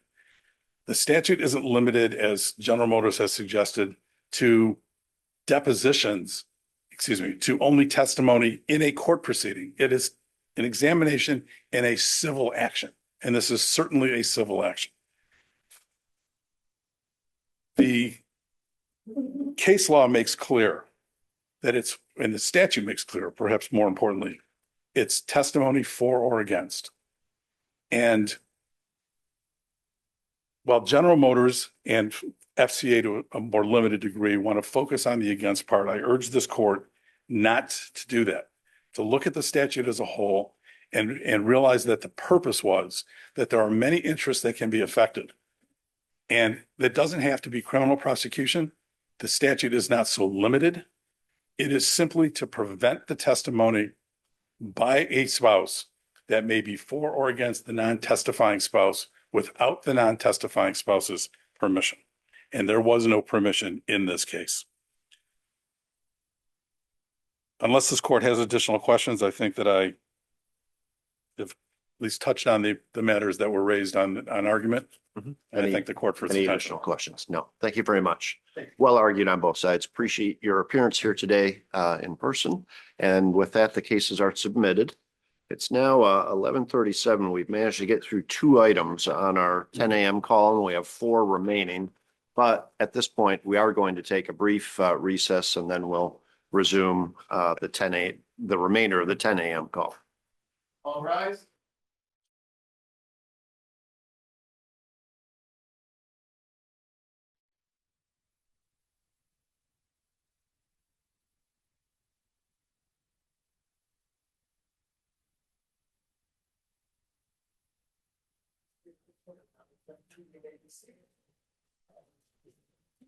All right. We are back on the record. This is item 15, docket number 377074. People of the State of Michigan versus Jaquil Burks Allen. And appellant. I'm sorry. We have Ms. Summer. Oh, remote. There we are. Ms. Summers. All right. Ms. Summers will take your appearance and you may proceed. May it please the court, Amy Summers appearing on behalf of the people. And your honors, good morning. This is the people's appeal of Judge Baker Robinson's dismissal of felony firearm and felon in possession charges against the defendant. And Judge Baker Robinson held that the automatic restoration of rights the automatic restoration of rights provision in the felon in possession statute was unconstitutional on its face. And Judge Robinson based her decision in large part on her view that in order to be constitutional, the cost and fines provision must have some bearing on public safety. And this is wrong. I think the point that I want to highlight, and this court should view this case through the lens that defendant as a convicted felon no longer has a constitutional right to bear arms. And People versus Swint, one of the cases that was relied on by the trial judge, says this. And in Swint, this court held that the right to bear arms does not guarantee an individual is not guaranteed the right to bear arms after they're convicted of a felony. And I've cited some other cases in my brief. The case law overwhelmingly says that the right to bear arms is reserved for law-abiding citizens. And so the point is that restoration of gun rights should be viewed as a privilege and not a constitutional right. So if we start from that premise, then it's clear that the Second Amendment and the Michigan Constitution are not implicated here at all. And if the court does deem this to be a constitutional issue, then we still argue that the trial judge erred by deeming the statute unconstitutional on its face. We know that felon in possession statutes, which impose reasonable restrictions on a felon's right to bear arms, have been repeatedly deemed constitutional. And that's not being contested here. Defendant is just challenging the specific costs and fines provision of the statute. And defendant and the trial court both relied on the Rahimi case. And in that case, the U.S. Supreme Court was examining a federal felon in possession statute in which the statute itself contained language to the effect that barring an individual from possessing a firearm was only allowed if they posed some credible threat to the public. But being a threat to the public is not a prerequisite for a felon in possession statute to be deemed constitutional.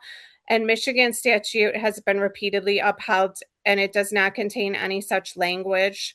So in order to compare apples to apples here, we need to look at cases that interpret Michigan's felon in possession statute, such as Hughes, the case that I cited in my brief. And in Hughes, this court upheld the statute in its entirety and made clear that it applies equally to both violent and nonviolent offenders, and even people who committed hunting violations were subject to forfeiture of their firearms. And then lastly, the legislature has already accounted for defendant's status as a nonviolent offender by subjecting him to the less stringent requirements for restoration under the statute. So I'm happy to answer any questions, and I'll reserve the rest of my time for rebuttal. Any questions for Ms. Summers? All right, you do have time for rebuttal. All right, counsel. I believe we're still in the morning, so good morning to the panel and may it please the court. My name is Will Broman of Taft, Stettinius and Hollister. I am appointed counsel on behalf of appellee Jaquil Allen.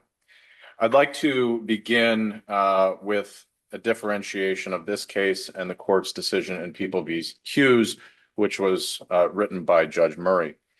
In People v. Hughes, the defendant had to challenge the entirety of the statute, meaning there was no opportunity for Mr. Hughes to challenge a subpart. He had to, in the first instance, argue that the mere existence of a felon in possession statute in Michigan was unconstitutional. Mr. Hughes was not able to challenge the 224F subsection 2, the petition requirements, because as the court notes in Hughes, the defendant was eligible for but did not petition the court. So that leaves Mr. Hughes with one option, and that is the felon in possession statute as a whole is unconstitutional. And that is not what we are and what Mr. Allen challenged at the court below, and it's not how the court below addressed the issues. This is an issue solely focused on the automatic restoration provision, and within that automatic restoration provision, the requirement that fines be paid in order for that restoration to occur. And that's all that this court is being asked to affirm as far as the lower court's ruling. Is the requirement to pay fines to get your right to possess a firearm back, is that constitutional or unconstitutional? And I want to go to first address the issue about Rahimi and what the court in Hughes said the purpose of Michigan's felon in possession statute was. The purpose, quote, the purpose of Michigan's felon in possession statute is to ensure that those persons who are more likely to misuse firearms do not maintain ready possession of them. Goes on to say, in instituting MCL 750224F, the legislature determined that persons convicted of felonies, quote, who have exhibited their disregard for ordered society and pose a threat to public safety should not possess firearms for a period of time in completing the requirements under the restoration provision. The court notes in Hughes that the purpose of the felon in possession statute is directed towards preventing individuals who pose a threat to public safety from possessing firearms. Isn't this case a good example of the purpose of the statute? I mean, your client ended up he was a felon and ended up in possession of a weapon unlawfully and shot his sister in the hand. The issue in the case is at the moment that he possessed the firearm on November 7th, 2024, should he have had those rights restored? Whatever happens moving forward is not at issue in the case. It's not what Judge Baker was concerned about. He may be convicted of another felony as part of this case. He may be convicted of another felony in the future. That would prohibit his ability to possess a firearm in the future. So according to Hughes, the felon in possession statute is constitutional, right? You have to concede that much. As a basic principle, restricting the rights of felons to possess firearms is constitutional. So is there a constitutional right to have that right restored? I don't believe that there is. Okay. And so that's where the government's next argument, where this is a privilege to have your rights restored, comes under, and I've briefed some of the other issues that could arise from that. But the Supreme Court and the Michigan Supreme Court, and I apologize for not including this in the briefing, have addressed this as part of the unconditional constitutional conditions or unconstitutional conditions doctrine. So I believe it is in, I have it here. Perry versus Sinderman, 408 U.S. 593, 1972. Quote, for at least a quarter century, this court has made clear that even though a person has no right to a valuable government benefit, and even though the government may deny him the benefit for any number of reasons, there are some reasons upon which the government may not rely.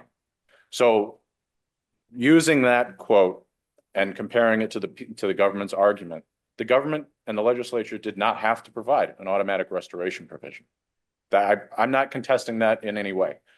However, once that restoration provision is included in the statute, it cannot evade constitutional scrutiny. And Rahimi discusses the issue of why there are limits on what the government can do as far as restricting possession of firearms. Rahimi says, quote, as a leading and early proponent of emancipation observed, disarm a community and you rob them of the means of defending life. Take away their weapons of defense and you take away the inalienable right of defending liberty.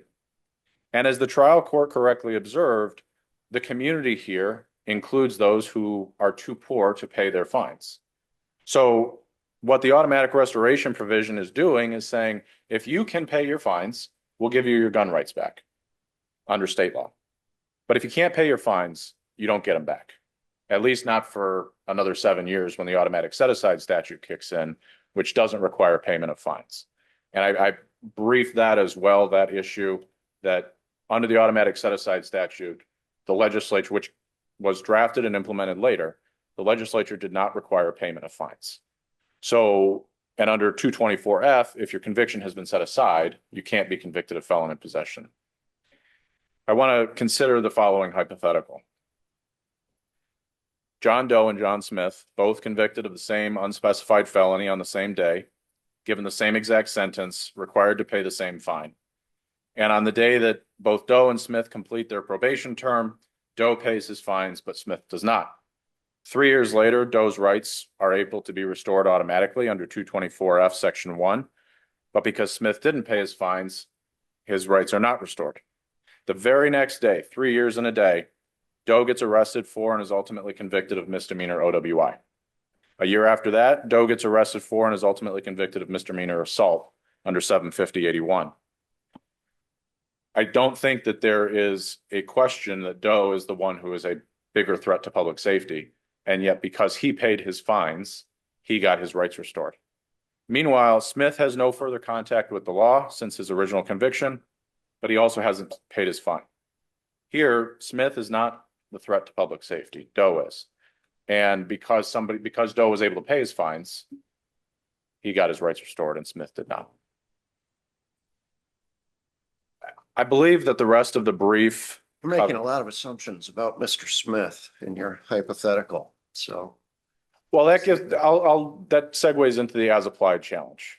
The as-applied challenge looks at Mr. Allen's history between his. Favorable assumptions, I should have said. Go ahead. Mr. Allen's history from when he was released from prison in early 2018 to this 2024 incident, he had no further contacts with law enforcement. The government has never presented any evidence of that. And that's what differentiates this case from all the other cases that the government has cited, where, like in Hughes, for example, there was a specified felony. He didn't take advantage of the petition. In Jennings, which is an Eastern District of Michigan case, obviously not binding, there was a lot of intervening instances of criminal activity. Mr. Allen doesn't have that. Until the day that he came into possession of a firearm and shot someone with it, Until accidentally or not. But that is correct. But that's not, the question is, at the time that he came into possession of the firearm, was he legally allowed to possess it? Was he constitutionally allowed to possess it? And what happens next, that is unfortunately the risk of the restoration provision. But the restoration provision exists, and the state can't simply say, well, we don't have to provide for this.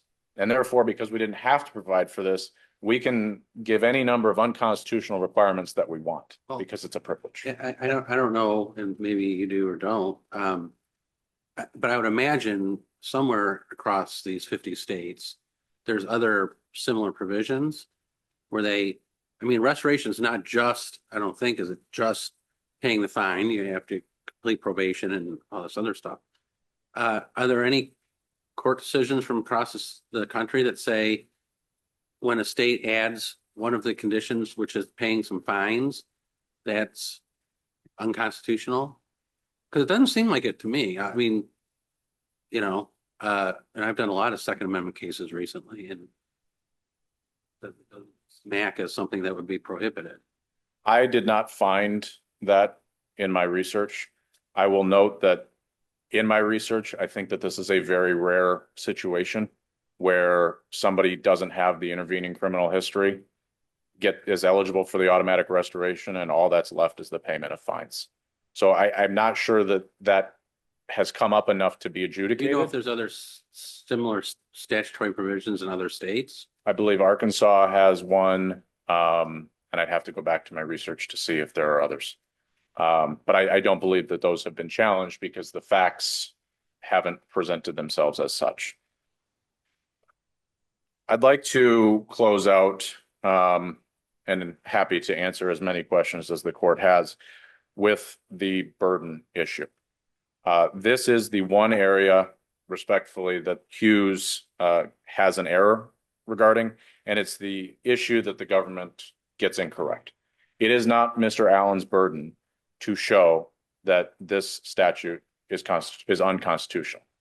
Once Mr. Allen can show that his conduct falls under the guise of the Second Amendment, which we have, possession of a firearm, Rahimi and Bruin and other cases explicitly shift that burden to the government to justify that the regulation fits within the historic regulation of firearms in this country.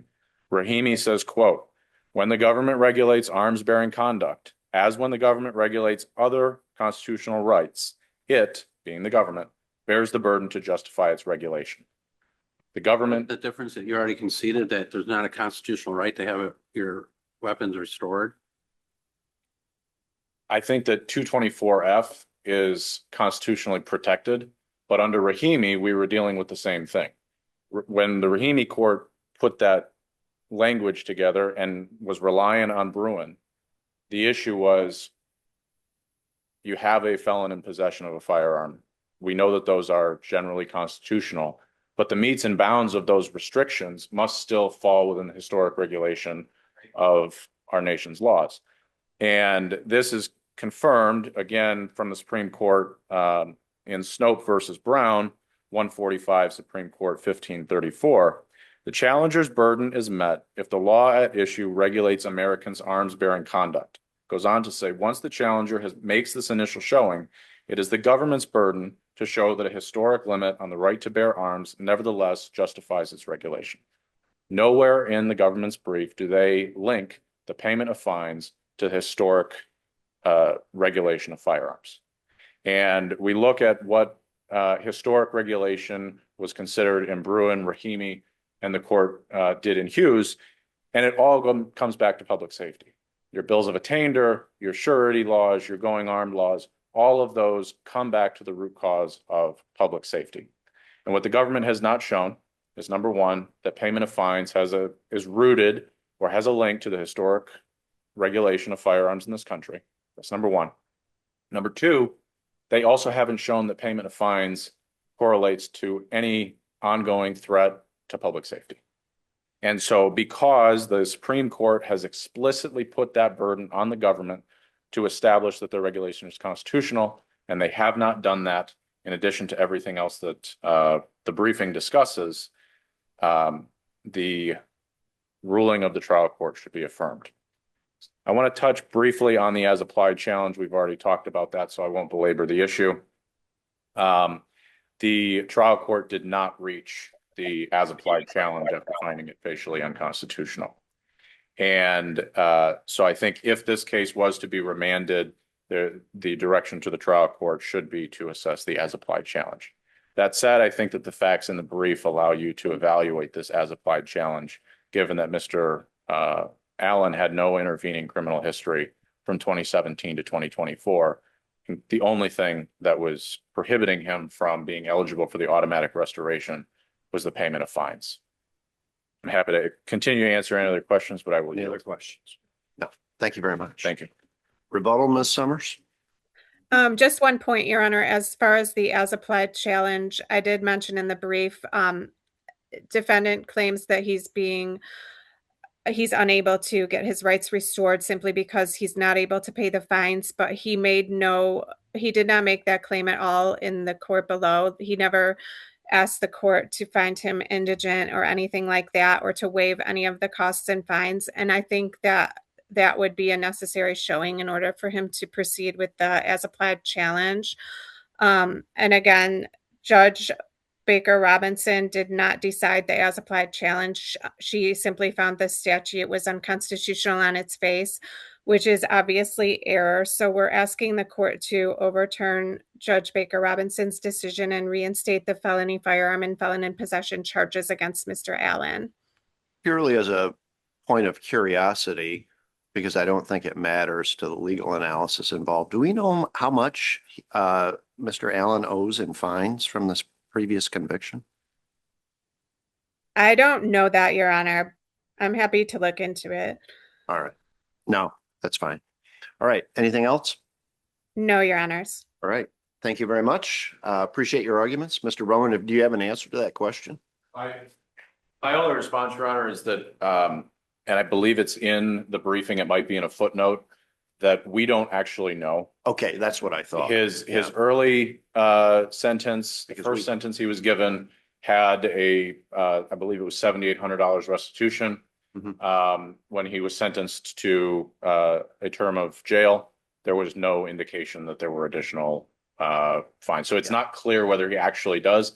But of all the three elements, the subsection 1A, 1B, 1C, the only issue that the government did not concede or agree to or not contest dealt with the fines. And so and Mr. Allen does not know if he paid his fines. So that's where we landed. All right, very good. Thank you very much for that clarification. And with that, the case is submitted.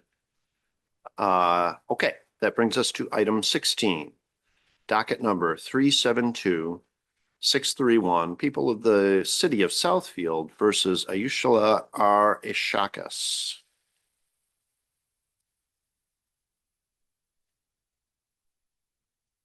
Sure. I believe it's afternoon already, so good afternoon, Your Honors. Yes. And thank you very much, first off, for taking this case on leave of appeal. I'll need your name for I'm sorry. purposes of the Thank record. you, Your Honor. Yeshua Ishakas on behalf of myself and my wife, Devorah, my co-defendant. Okay. Want to You're thank again. representing yourself. I'm representing myself and my wife. Okay. We were both held liable on separate tickets in this matter. First off, does the court have any questions for me on the briefs that's submitted or the documents that's submitted? I don't think so. I don't have a question. I have a statement. Okay. I think your brief was very good. I think that they clearly, it's no dispute, right? They didn't have the notice of the right to appeal, which is required, and you know, you made a pretty compelling argument, but that's just my view. Thank you, Your Honor. So do I. May I offer some color commentary? By all means, go ahead. And after this morning, it'll be less than 5 minutes. Okay. Thank you. Thank you. You notice I hesitated. Okay, go ahead. Just to put a couple of things in there is that first glance, this and some terms that I learned this morning or were referenced this morning, it's not a question of me causing mischief just to get away with something. Right. But at first glance, somebody might ask, why wouldn't I have gotten this fixed already? A simple answer is that thank God my wife and I are my bride of 32 plus years, are the proud parents of 11 children. We have a lot of bills to pay and, you know, a lot of good bills and some not so good bills, but this is not one that's been high priority. This case, unfortunately to me, I've been practicing for over 20 years, is an example of where municipal governments rely on the district courts to do their work for them. Which is what, if a reading of the transcript would see that the attorney for the city barely said a word during the proceedings, and the judge wasn't even allowing me to get a word in edgewise. Judge looked at the pictures and said, "Sorry, you're guilty," even though they weren't properly admitted. And again, at the appellate court, which was the circuit court in this case, they seem to be looking just to dispose of it. And unfortunately, Your Honors, it happens a lot at the district court level. And I've seen it happen where judges have, were prosecute on criminal matters where the prosecutors and the judge share the same file in certain district courts. So therefore there's improper communications. But when I raised the issue to the court administrator in that particular court, I said I was going to go possibly file a complaint with SCAO. And then I got reamed out by the judge the next time I was there at the end of how dare you do such a thing. So all I'd ask in this is that if the courts find in my favor that they look to send a rather strong message to, you know, down the line that they need to do their work, and there has to be a consequence to this. I've incurred 140 hours almost in all of these proceedings, which I could have had somebody pay me for. But during this time that this has gone on, I took a job as a senior revenue agent with the IRS, so I could comment on the last case that was up here. If it's, but that's all I have to say. Okay. And thank you very much, Your Honors, for listening and Thank you very much taking for this appearing. case again. We You have a appreciate great it. day. Thank you. You as well. Case is submitted. Okay. Turning the page. Item 17, docket number 370764.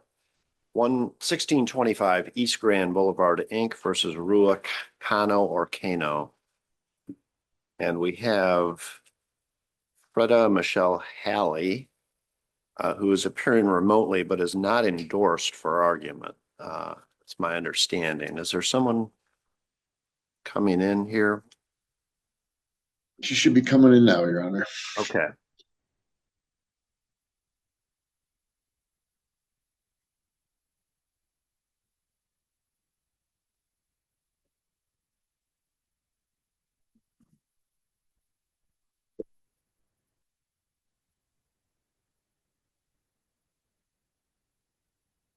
Okay. Ms. Halley, are you able to hear us? I am. Okay. Good afternoon, your All right. honors. Yes, Yeah. I am attending, but I am not planning to make oral argument, but certainly willing to answer questions if the court deems that is appropriate. Very good. Thank you. Thank you. All right, counsel, you may proceed. Thank you, Your Honors. Good afternoon. My name is Tim Galligan. I represent the appellant in this case. I believe the facts and law are considerably narrower or more established than the prior appeals this morning and early afternoon. The issue is whether the trial court erred in quieting title to a disputed parcel in favor of appellee Cano and against my client. I believe the trial court did err because the controlling deed, our 2013 deed, specifically conveys that disputed parcel to us. And I believe the trial court record is clear. There is really no dispute that that's what that deed says, that this disputed parcel, 2013, recorded in 2014, is being conveyed to my client, the appellant.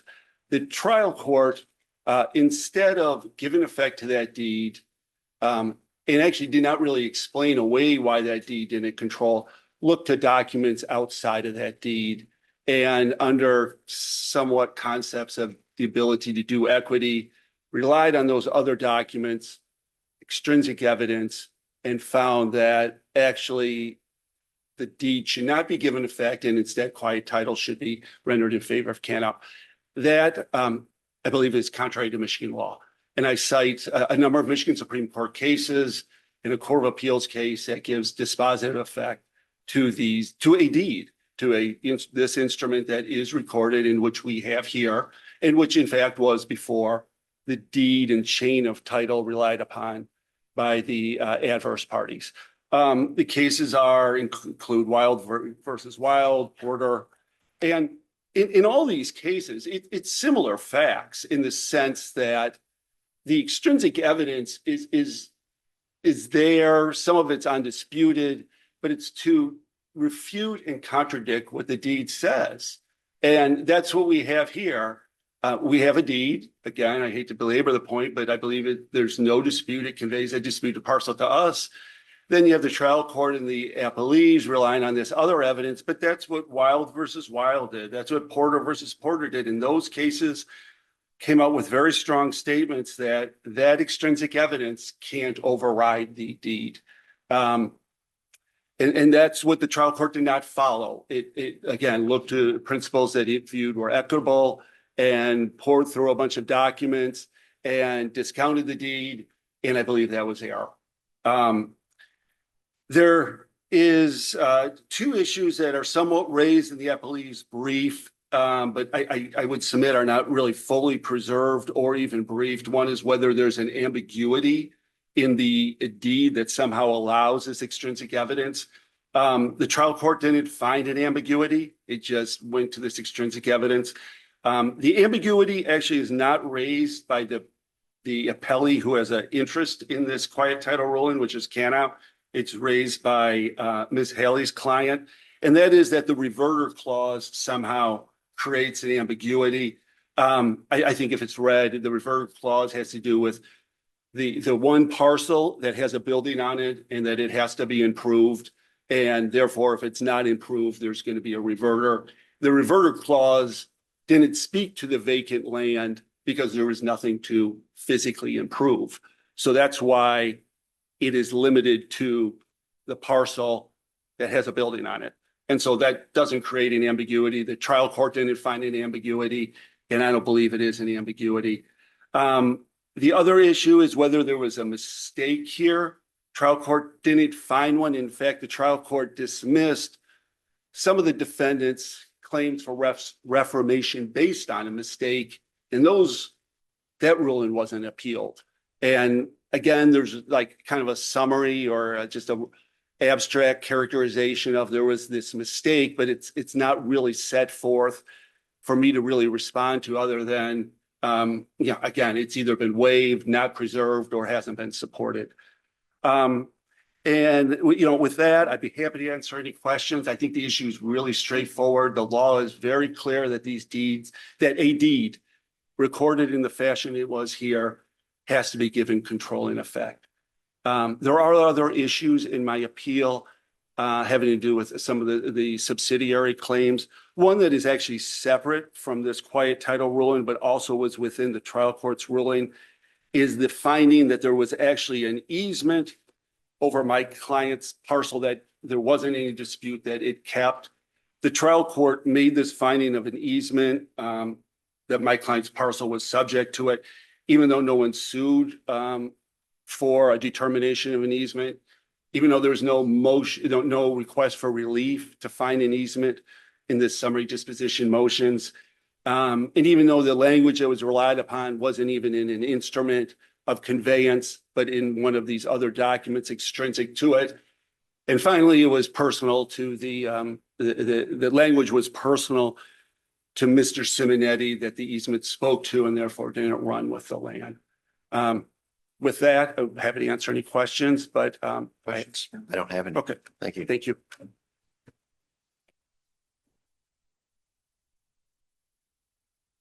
Good afternoon, Your Honors. William Ward on behalf of, excuse me, the appellees, Cano and OBI Investments. First point I would make is that the judge did find that there was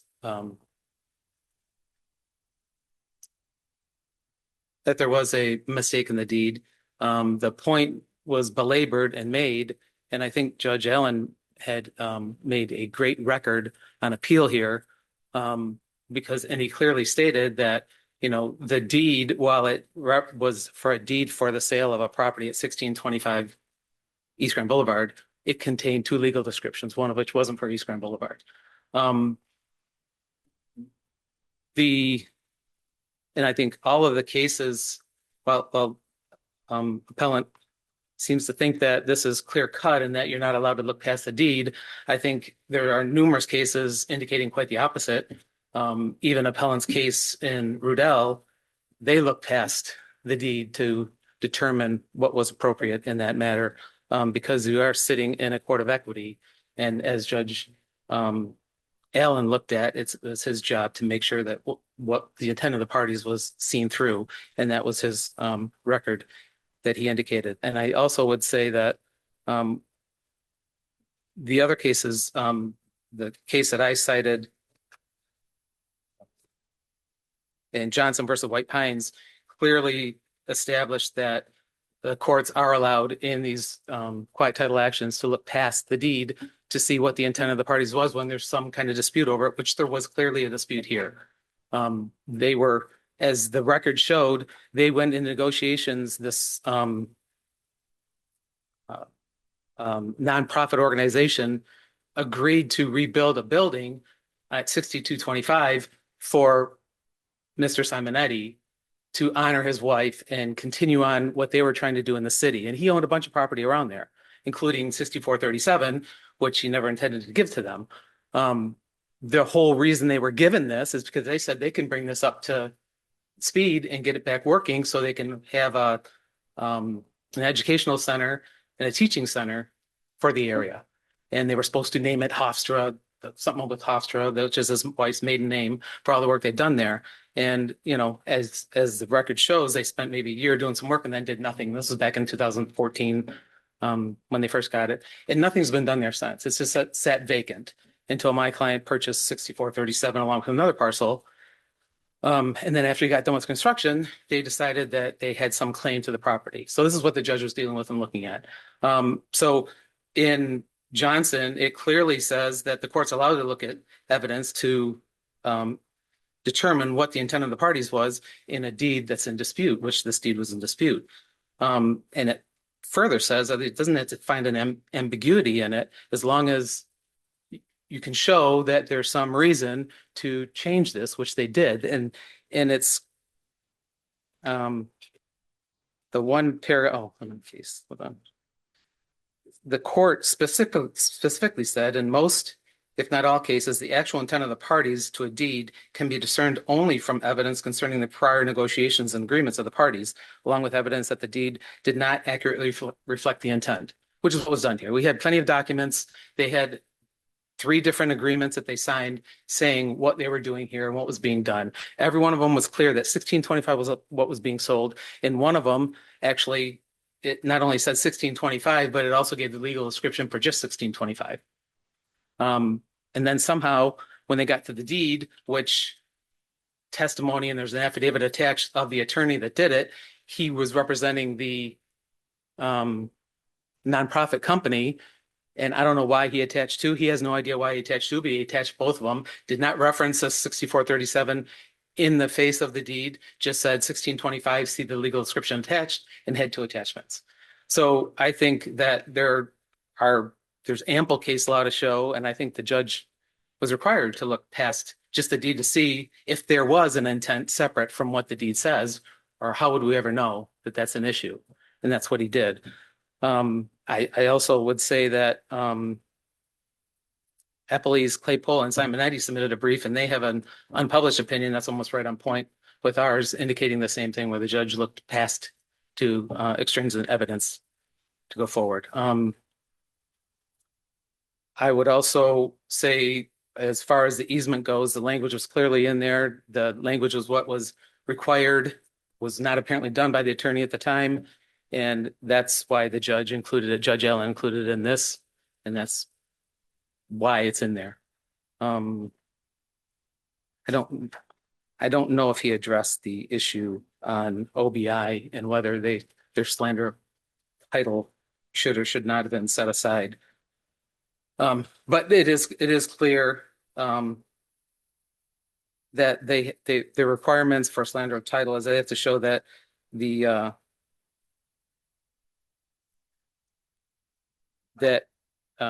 I'm sorry, whatever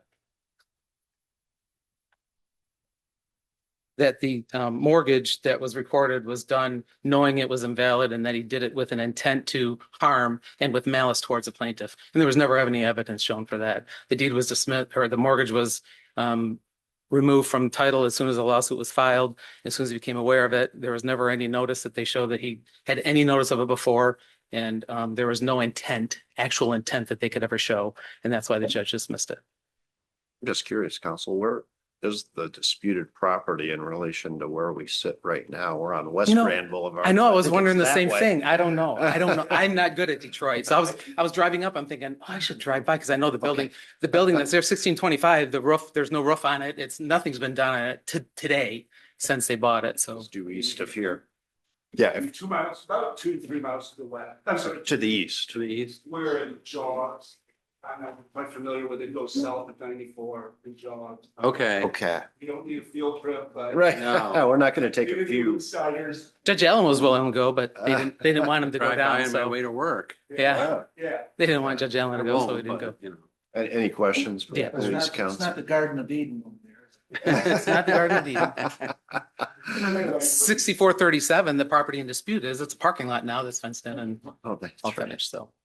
Okay. Thank you, counsel. Any rebuttal? Very little. I feel like I'm just saying this over and over. And I know it's getting late, and I know my experience with this panel and the Court of Appeals is everything's poured over, but that deed is really, really clear. First and second page, first page says it conveys 2 parcels. Actually, the very bottom of it refers to the tax ID for the disputed parcel. That's page 1. And then page 2 calls out the disputed parcel and the undisputed parcel, both in a narrative and the tax ID. And the case law, obviously, I know the panel will read it, but it gives enormous effect to these deeds. And I would rest on that. And thank you for your time. Be safe if you go over there. Okay, thank you very much. Appreciate your arguments. Appreciate you appearing, Ms. Halley, as well. So with that, the case is submitted. All right, we're at the end of our 10 a.m. call. We're at now 12:30.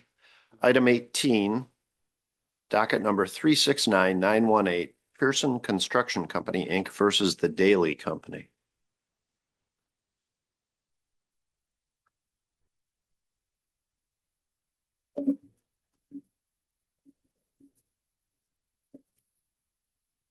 Good afternoon, Your Honor. Jay Berger, appearing on behalf of the appellant Pearson Construction Company. I'm going to adhere to Judge Godola's admonishment that opened up the hearings this morning. We know that this court has reviewed, analyzed, and closely studied the briefs and the materials that were submitted in connection with this appeal. So I'm going to start by summarizing the 5 reasons that Pearson Construction wins this appeal. The first reason. I wish most lawyers came up and said it like that. Because that was a perfect introduction, because we have read everything and you're going to hit the highlights and why your client wins. That's what I'm going to do for you. Don't disappoint, Judge Burrow. I'm already happy. Right. We're starting on a good foot here. So the first reason Pearson wins. The Michigan Court of Appeals and the Michigan Supreme Court have consistently held, and I'm quoting from 3 cases that we cited in our brief, that contractors, subcontractors, and their employees are generally held not to be third-party beneficiaries of a contract between a general supervisory contractor and the project owner. That's the Dynamic case, the Camera Asphalt case, and the Batty case. This is especially so where there is an express provision in the prime contract prohibiting any type of contractual relationship between an owner and a subcontractor. There are also some unique provisions in the subcontract that make repeated references to the owner of the project. Correct. Aren't there? So doesn't that put a little bit different spin on things? It doesn't, Your Honor. This is very, very standard in the commercial construction contracting industry. And those general references to owner in a subcontract where there is a specific provision, and that provision was incorporated into the subcontract, that prevents any type of contractual relationship and the language is of any kind, then you do not have a direct contractual claim by an owner against a subcontractor. Just the same, the subcontractor cannot assert a direct contractual claim against the owner. And that's the number 1 reason that the judge in the lower court got this wrong. And I challenge brother counsel to cite to any opinion in his briefing where there is this express contractual prohibition against an owner having a contractual relationship with a subcontractor, where the Court of Appeals or the Michigan Supreme Court recognized a direct claim for third-party beneficiary. We have to honor the Michigan Court of Appeals and the Michigan Supreme Court's admonition that this generally just does not happen. And the statements in this subcontract do not get over that direct intended beneficiary status here. So that's the number 1 reason. Number 2, and after the judge held that there was this third-party beneficiary relationship, this is kind of where things really got outlandish and went off the rails. Daley, the general contractor, or the construction manager in this case, under section 3.3.1 of the general conditions, that general contractor or construction manager has to go out there, meet with all the subcontractors, negotiate the scopes of work with those subcontractors. The owner doesn't play any role in that. Often the owner has an architect that plays a role in that, but this architect went sideways before the project even started, the owner's architect. And so Daley goes out, negotiates the carpentry subcontract with Pearson, and they decide to exclude from Pearson's scope of work the exterior perimeter partition walls. There's never been any dispute between Daley and Pearson, the parties to the subcontract, that Pearson did not have to build those exterior partition walls. And they incorporated that by doing alternate 5A in the subcontract scope of work that was actually signed up. And what happened here, because this third-party beneficiary concept was approved by the judge, HTB came in and violated black letter law that says a third-party beneficiary, if you can even be considered one, only steps into the shoes of the rights that the promisor had. Who is the promisor? It's Daley. Promisee had. The promisor is Pearson. The promisee is Daley. So HTB steps into Daley's shoes. It doesn't now get to say, oh, wait, even though Daley and Pearson decided to exclude the exterior perimeter partition walls, we get to now say it was left out of the contract and it was part of the scope of work and you should have done it and we should have been received that on the project. Second reason for sure that Pearson wins the appeal.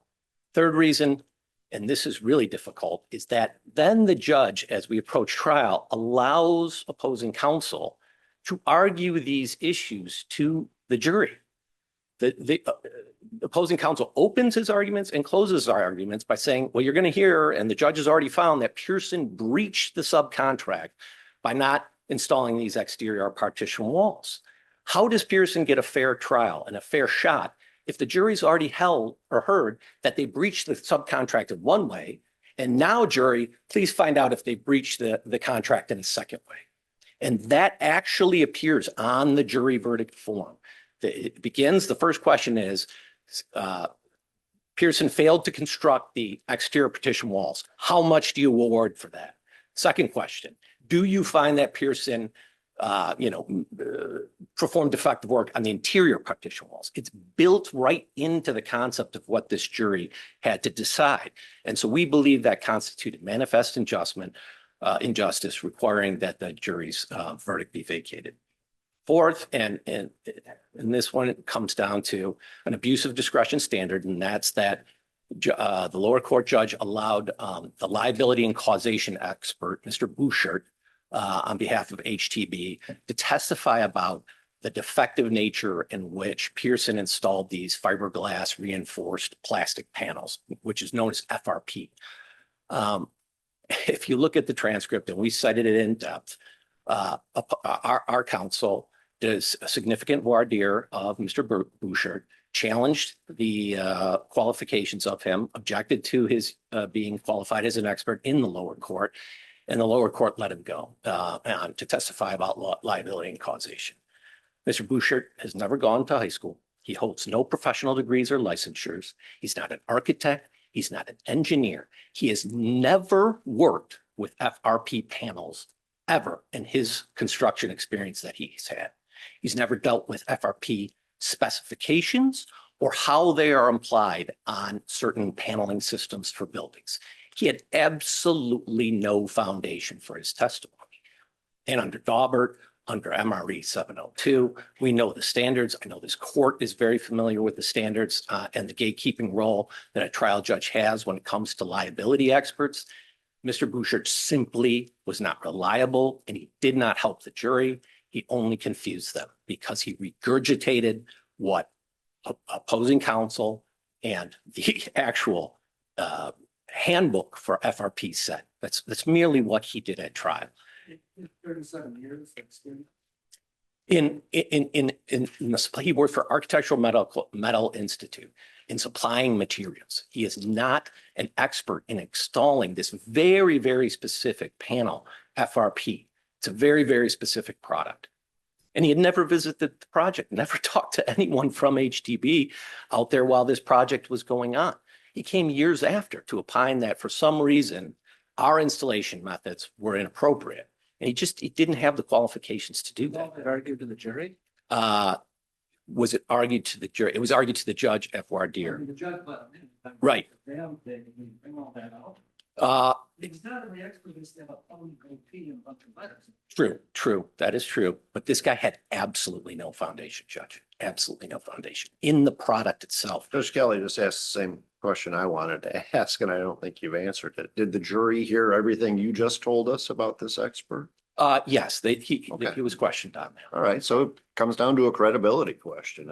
It's not if there's not the At that necessary gatekeeping function to keep that. It can confuse a jury. Well, you said it right at the outset. It's an abuse of discretion standard. It is. So probably move on to point 5. Point five. And that is the damages expert. And this was done through a directed verdict because they had failed to establish all the elements of their claim, specifically with respect to damages. That's reviewed for on a de novo standard, as this court is well aware.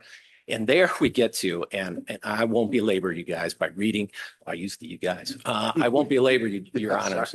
I blanked out. I'm a stickler on that. Right. Your I honors, won't please. belabor you by reading the actual testimony that we cited in the brief, where we did cross-examine. Mr. Hazel is his name.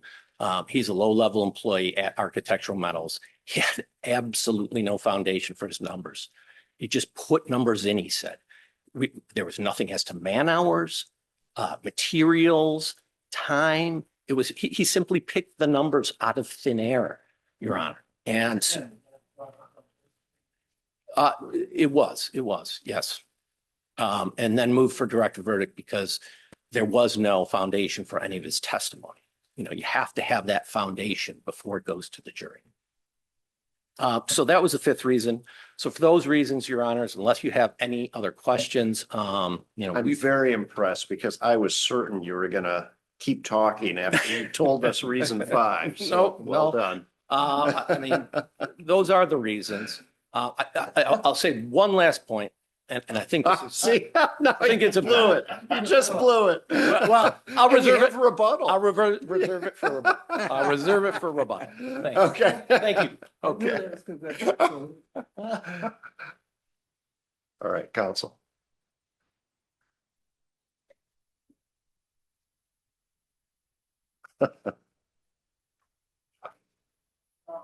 May it please the court, my name's Paul McCarthy, and I appear today on behalf of High Top Buds, which I will refer to as HTB. Let's go through his 5 reasons why he does not win the appeal. Number 1, we have a statute in the state of Michigan. The statute's very clear on its face. MCL 600.1405, it provides that in subsection 1, a promise shall be construed to have been made for the benefit of a person whenever the promisor of said promise had undertaken to give or do or refrain from doing something directly to said person. What's frustrating in this case is that they moved for summary disposition, so did the judge. There's nothing in the subcontract, not a single promise in the subcontract, because what we have to do is apply that statute. So we look at this, we look at the contract. Does the contract have any promises undertaken for the benefit of HTB?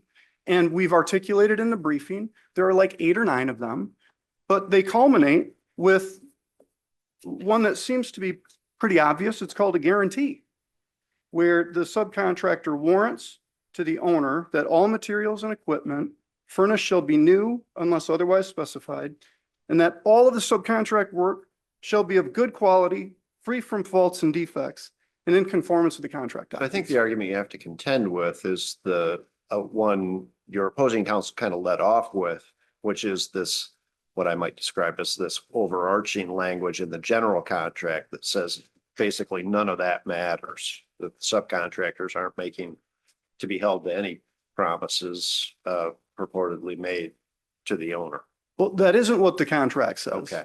The contract doesn't say that. They want to conflate that to say, hey, listen, this says you can't have third-party beneficiaries, that somehow you just preclude it, and then you can just negate the statute. But what they want to do is both negate the statute and negate those promises. And there's not a single case in Michigan, not one, where a court has said, you know what, all you need to do, here's what we just throw this statute in the garbage can. You just include this kind of language in a contract. That case doesn't exist. They want to try to stretch dynamic to be that, but the court in dynamic did just what this court has to do here, just what the statute requires. We look at the contract. Are there express promises undertaken in the contract? And in dynamic, there weren't. There were no express promises undertaken on behalf or in the benefit of the party trying to pursue that claim. The same is true in the Cammer versus Asphalt paving case. There was an unpaid subcontractor sued a school district, which entered into a contract with a general contractor. The court again did just what we have to do here. Look at the statute, then look at the subcontract. And under that contract, the general contractor made no promises or undertakings of any kind. And they said that to the trial court. They said that to you here. There are 8 or 9 of them culminating with a guarantee where they have to stand behind the work and they have to stand behind the workmanship. And this was terrible work. It was terrible workmanship. And it all needed to be replaced by their own project superintendent acknowledged. It probably needs to be all torn out. He was right about that. So they lose on third-party beneficiary. It doesn't get better for them when they come in and say, well, somehow we've twisted or tortured this whole thing and now we got a different deal than the subcontract provides. That's not true either. The trial court, if you read the trial court's opinion on the motion for summary disposition, this is exactly what you want the trial courts to do. It's a great opinion. It goes right through the language. And when High Top Buds steps into the shoes of Daley. It has the contract rights under the subcontract. And the court followed it, and there was no claim. I mean, here's the other thing that's vexing, I will say. There was no claim of ambiguity by Pearson. The trial court went right through the contract. Here's what it says. It expressly incorporates Pearson's April 13, 2021 proposal. Permeated in their brief repeatedly is the April 30, 2021 proposal. Was not incorporated into the contract. We took the deposition of the corporate representative. We said, please produce someone who can talk to us and bind your company about what were your contractual undertakings? What did you do to satisfy those? Were there any changes or change orders? And he acknowledged, you know what, this doesn't have the language that I think it should have. And the contract also has this subcontract pre-award form. It's Exhibit A. It's incorporated into the subcontract. It makes clear they're gonna do their work in accordance with our bid pack 2, the architect's detailed plans, which called for the Duramax walls. It provides for its 4/13/2021 quote, not its 4/30/2021 quote. It provides Alt 2, which is for the deducting the perimeter walls, not accepted, plain as day. Alt 5A provides for add FRP on dense glass in lieu of Duramax panels at interior positions only, clear as day. Go back another page or another couple pages, it says it again. And the alternates. Go back a couple more pages. This is right before Mr. Pearson has to sign the contract, and it provides this warning. The requirements of this agreement, this is in section 13 of Exhibit A to the subcontract. The requirements of this agreement and reference specifications listed in this exhibit shall take precedence over all proposals submitted to date. And then it says this in all caps and all bold. It is the responsibility of the subcontractor to review the document to assure that it conveys the scope of work discussed today. The trial court got it right. There's no question on the face of that agreement. It's unambiguous. They never tried to even open the door to parole evidence. I mean, you have to establish that, you have to argue that it's ambiguous. You can't come to the Court of Appeals and create a new argument that you didn't raise at the trial court and say, you know what, we've got a de novo review here. You know, I now just want to make a whole different argument. That isn't what they argued there. They didn't argue ambiguity. And frankly, they didn't argue ambiguity in their moving brief here. The word ambiguous only gets put into their reply brief. It wasn't ambiguous. The trial court got it right on that issue. Now let's turn to the judge, these discussions about what went to the jury. Well, the jury had to find out that there was this ruling on summary disposition, and the jury had to know what it was tasked to do. And so we prepared a jury verdict form that was used with the jury. And the first question was, what amount of damages do you award High Top Buds for Pearson's failure to construct the perimeter walls, the exterior perimeter walls that weren't built? This was agreed upon. This is stipulated to. Appendix page 0781. Counsel confirms this. The court says, is this the agreed verdict form I have here, right? Mr. McCarthy, yes. Mr. Odlum, yes. Agreed upon. So you can't come to the court and then say, well, hey, listen, he talked about this ruling and somehow now that's prejudicial. The discussion was plain vanilla. It was topical. Now, moving on to the damages and Mr. Busher, because those kind of go together. In Oakland County, where they use a trial exhibit tracker that then gets filed with the court, presume it's in your appendix.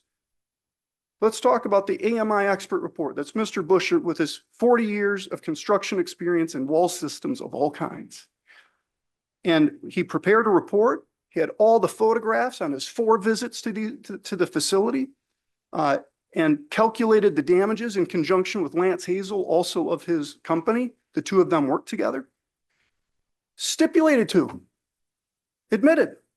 So when we go on the record, we start the proofs, we moved for the admission of all of the stipulated exhibits, including the AMI report, which articulates all of his work, all of his opinions, and all of the damages.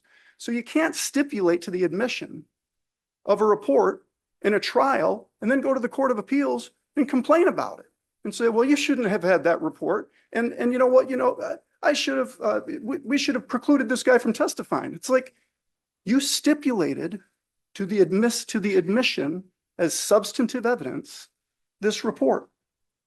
Let's talk about damages for a second, because the jury did impose a haircut.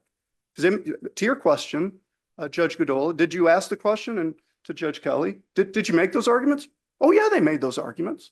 And they gave us a haircut of about $250,000 on one of the claims and $5,000 on the other claim. So there was a significant haircut. That's what happens in trials. You make your arguments, you do the best you can. It's in the jury's hands. This judge did a good job with all of those items. There's one thing I'm forgetting. And if I don't remember it now, I'm going to remember it as soon as I get to my car and I'm going to get mad. So let me just review my notes quickly.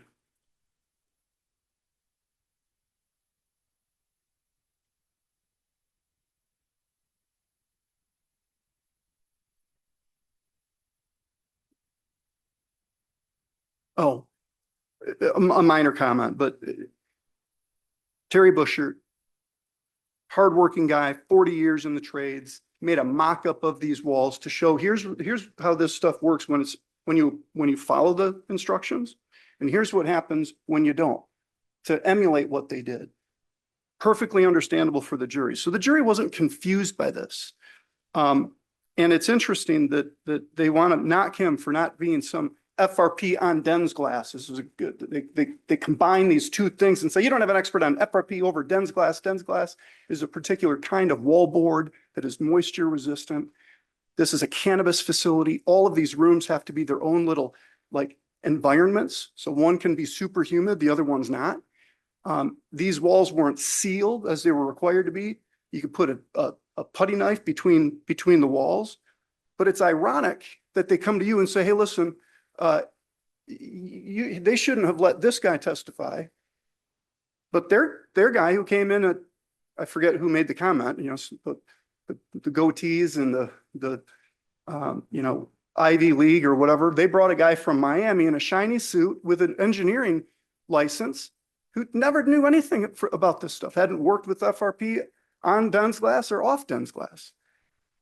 So all of those issues fail. And here's the thing I now have remembered. I've talked long enough, and I'm sorry, I'll shut up in a second. Back to the damages. Because the damages that were vulnerable were the estimates of other trades, which these guys do all the time in the course of their work. So they can estimate their own work, which was a ton of it. But when you estimate, we're going to have to move out this electrical, or this plumbing's going to have to come out and come back in after we do the wall systems.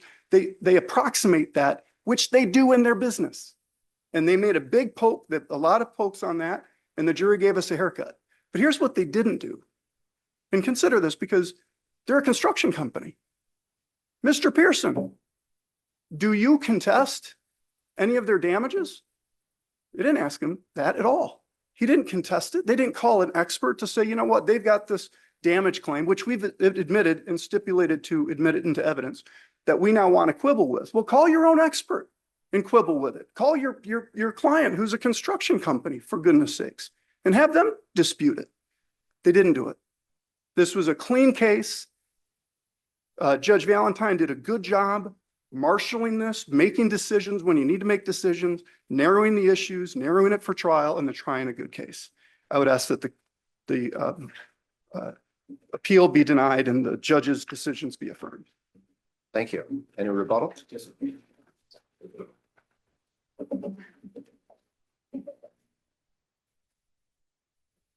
HTB has a party to sue here. Why it has chosen not to sue that party, we don't know. We think there may be an arbitration between HTB and Daly, but that is the party it's supposed to sue here. It's not allowed to all of a sudden hopscotch over the general contractor to create a new cause of action in third-party beneficiary law against a subcontractor when the Michigan Supreme Court has said that's not allowed, especially where there is a direct contractual prohibition against that, which is incorporated into the subcontract.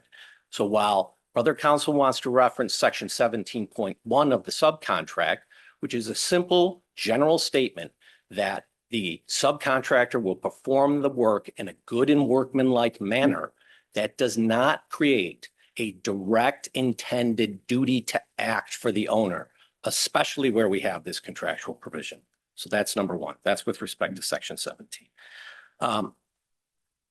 With respect to the issues on the exterior perimeter partition walls, I imagine your staff and your honors had some difficulty reading through all. It's very dense how these alternates worked, how they did get incorporated into the subcontract.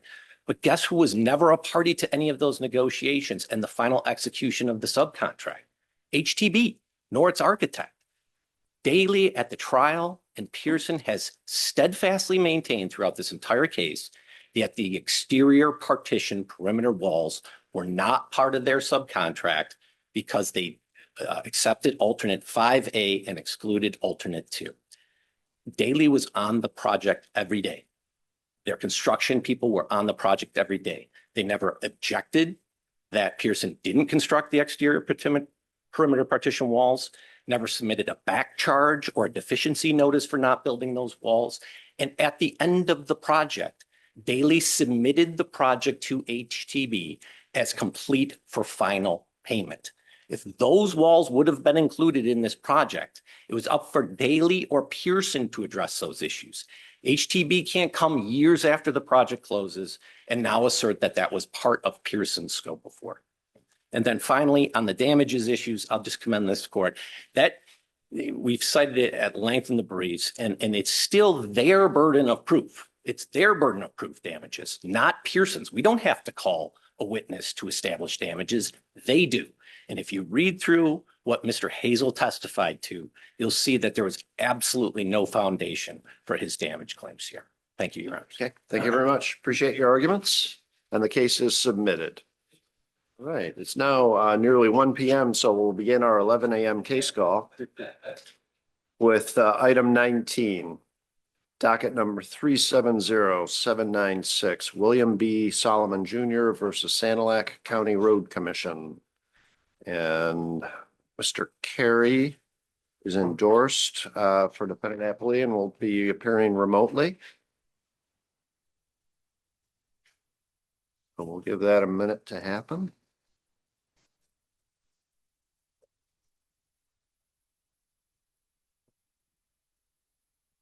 Good morning. All right, Mr. Carey. Yes. Thank you, sir. Okay, very good.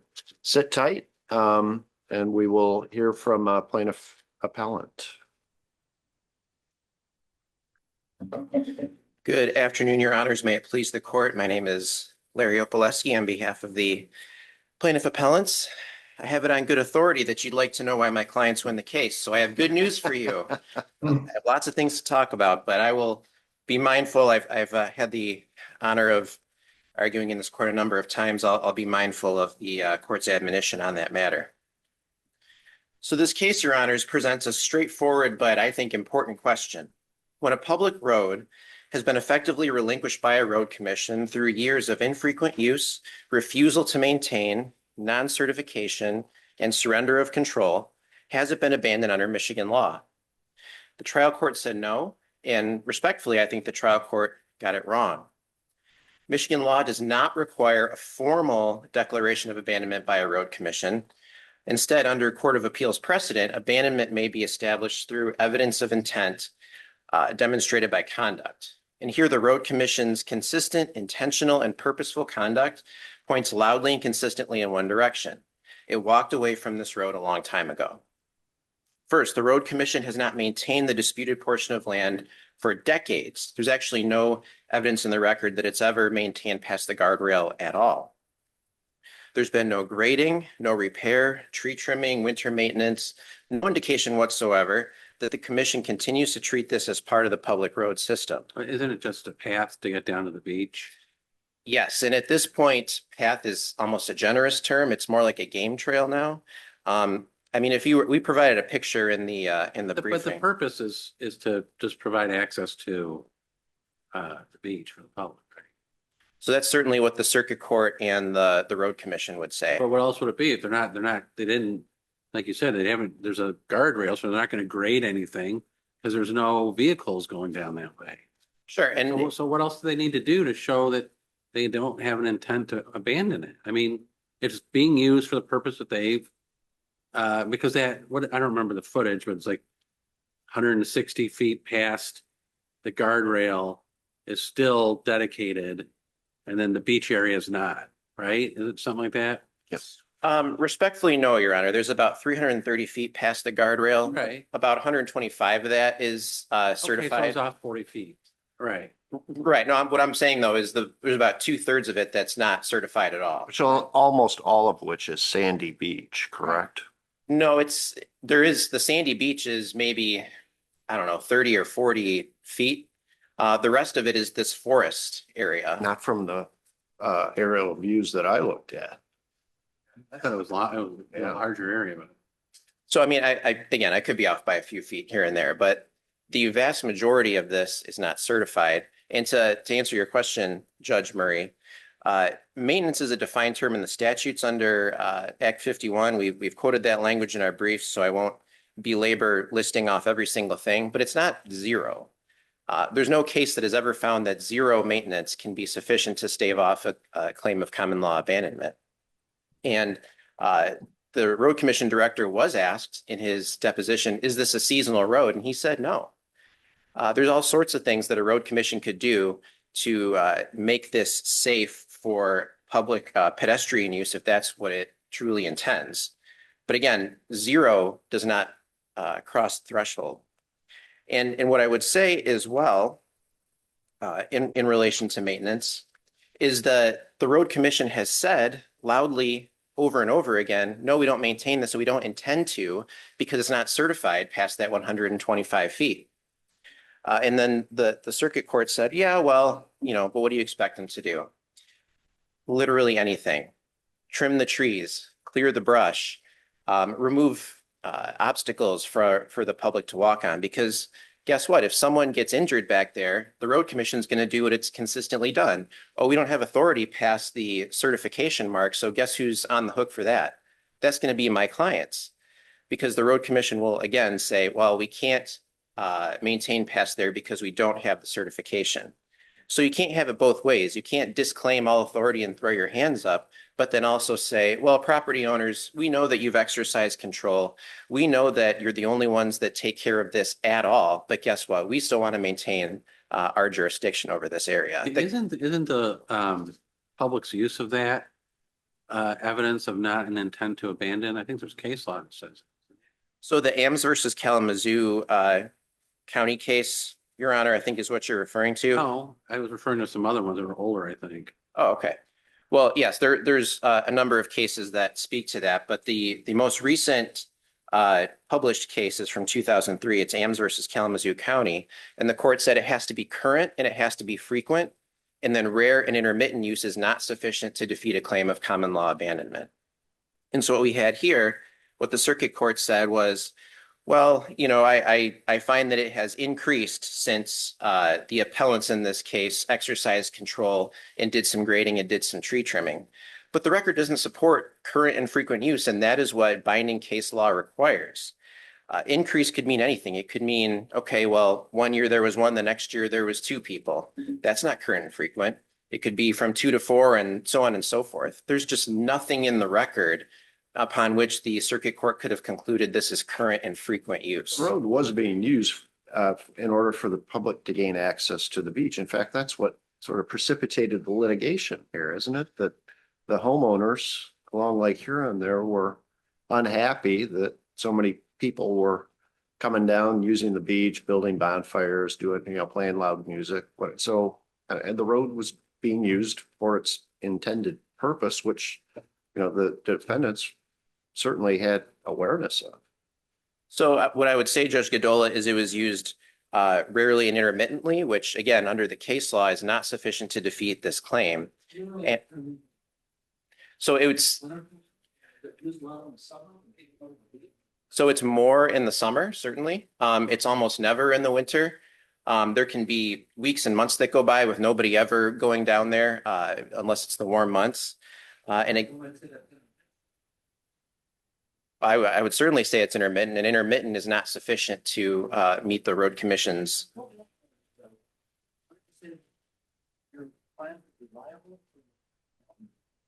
So, and I would point your honors to Appendix 9, which is a letter from the road commission director to my client's former counsel. And it says, we don't maintain past certification, even though they later admitted there's no evidence they've ever maintained past the guardrail at all.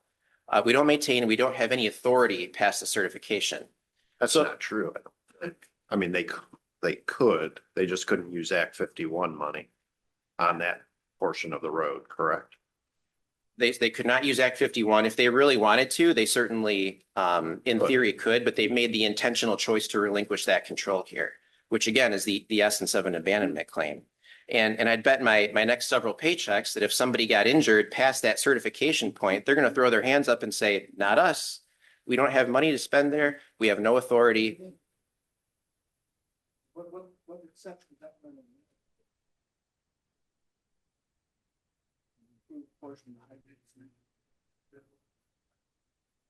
So I have not briefed or looked at the governmental immunity angle of this, Your Honor. I certainly could do that for you. Well, that's why we don't bring up hypotheticals, because it goes down this road. Right, I mean, sure. But I have a question. I thought I read that this road is, or path, whatever you want to call it, there's other ones in the county for the same purpose, which is to provide public access to the beach or a beach. Is there any evidence about that and the condition that those were in?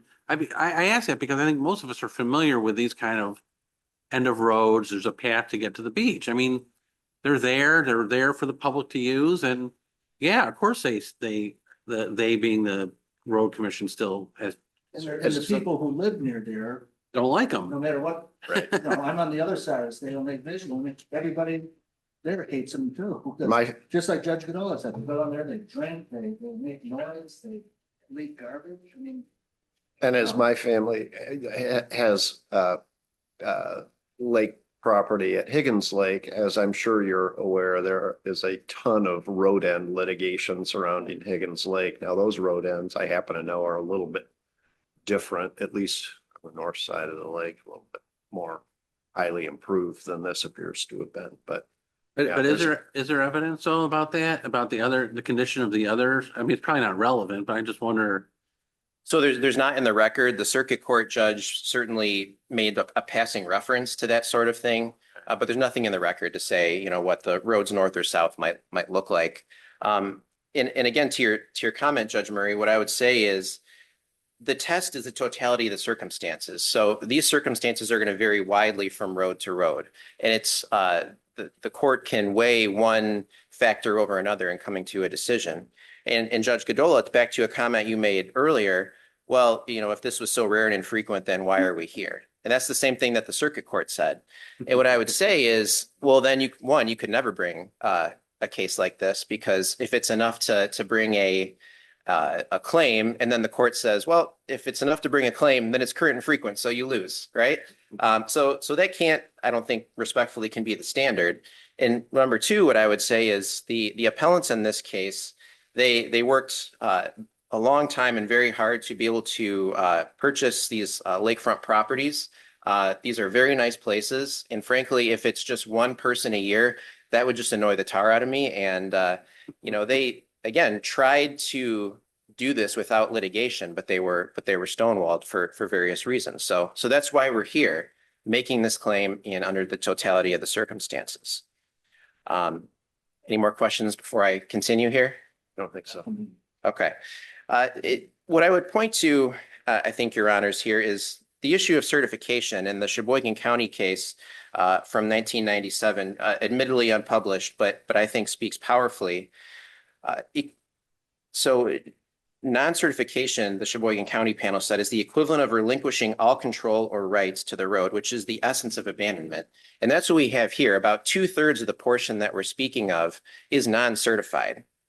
And we've already kind of discussed why that's important, because again, the Road Commission is saying, well, we don't have funds and therefore cannot maintain past that point.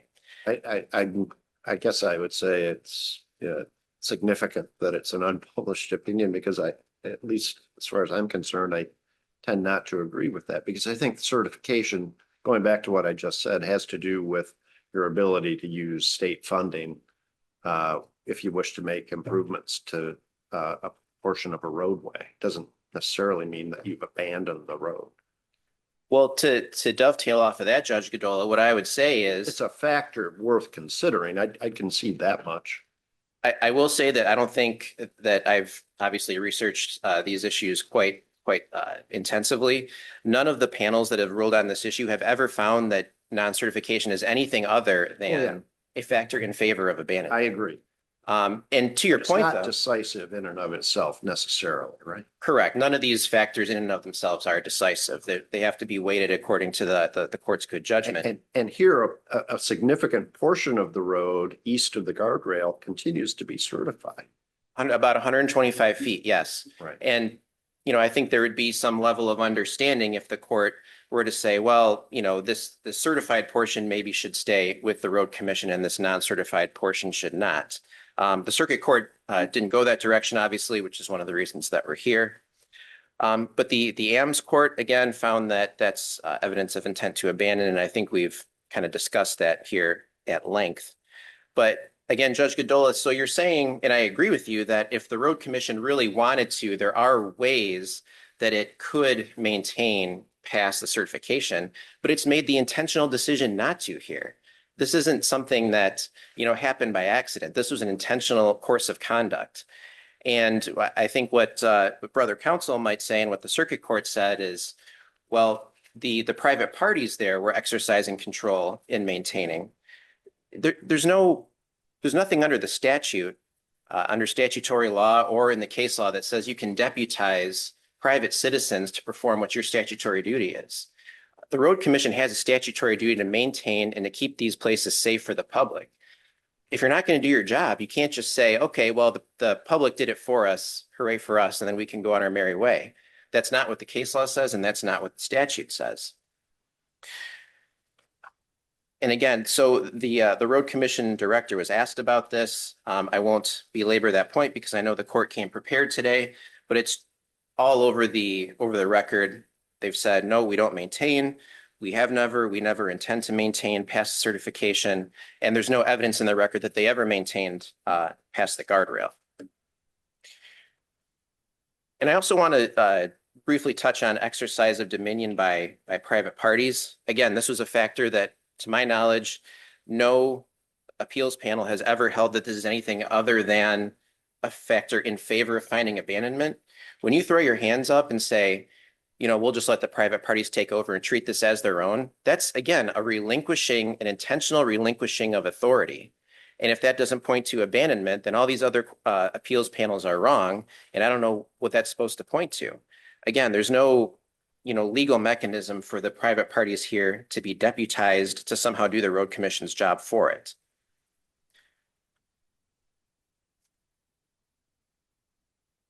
And non-use by the public, again, we discussed this a little bit. Again, the binding standard from the AMS court is current and frequent. We strongly believe that this was rare and intermittent. Yes, if it happens once or twice, if you had a nice house on the lake, and I know, Judge Godola, you have a lake house. If someone came strolling down your front porch or your front driveway and walked through your backyard to get to the lake just once, I can't imagine you'd enjoy that. I certainly wouldn't if it was me. I don't personally have a lake house, but they're in my family. So. Okay. I know how that goes. I don't have a lake house either, but in the family, so to speak. Mm-hmm. But again, rare and intermittent is not sufficient to defeat a claim. I think that's what the record strongly shows here. And with that, I think I'll reserve the rest of my time for rebuttal, Your Honors. Tell me if I have this right. The road commission maintained certification of 125.4 feet and non-certification of 204.6 feet. Does that sound about right? Those are the numbers I have. I'm sure Brother Counsel will correct me if I'm wrong. Okay, thank you. You have time for rebuttal. Thank you, Your Honors. Okay, we have counsel for appellee, both on Zoom and here in the courtroom. So I'll hear first from counsel here in the courtroom. Thank you, Your Honors. May it please the court, Bill Hinn on behalf of the Road Commission. As the court has acknowledged, Mr. Carey is also here on behalf of the Appellee Township. We'll just split our time, although I'm not certain that I would need a full 15 minutes. I think, the test for common law abandonment is pretty simple. It's pretty straightforward. It's also, I think, quite amorphous in how courts apply it because it's a totality of the circumstances test, right? And so we have cases from all over the place that say, well, decertification alone is not enough. And yet a court would consider it as part of the totality of circumstances in combination with other things like lack of maintenance by the road commission. Although that one's a little bit of a puzzle for me because, as you pointed out, Your Honor, if you're decertifying, you're representing to the state that you're not using Act 51 funds to perform maintenance. You can still perform maintenance, but that either has to come from, for example, a county highway millage, or the township could provide the money, or there could be a private source that would say, I want you to do dust control or something like that, and I'll pay for it. The road commission could do that sort of maintenance under those circumstances. But all right, so lack of maintenance, what do courts look at with common law abandonment? Lack of maintenance, decertification, exercise of dominion and control is a big one. I think that's common throughout a lot of the unpublished cases. I also scratch my head a bit at that because there's been a statute on the books since 1907, I think, that makes very clear, the first iteration of our county highway law, that no encroachment on a highway, no matter when it's placed, even if it's there before the highway is created, can give the encroacher any sort of property right to the public right of way. That's MCL 247.190. And so why that, confuses me in the context of a common law abandonment discussion is if somebody puts a gate across the road, or like in this case, you've got boulders that some of the residents put up. The road commissions understand that encroachment statute. They understand that somebody can do that and not gain a property right to the actual public right of way.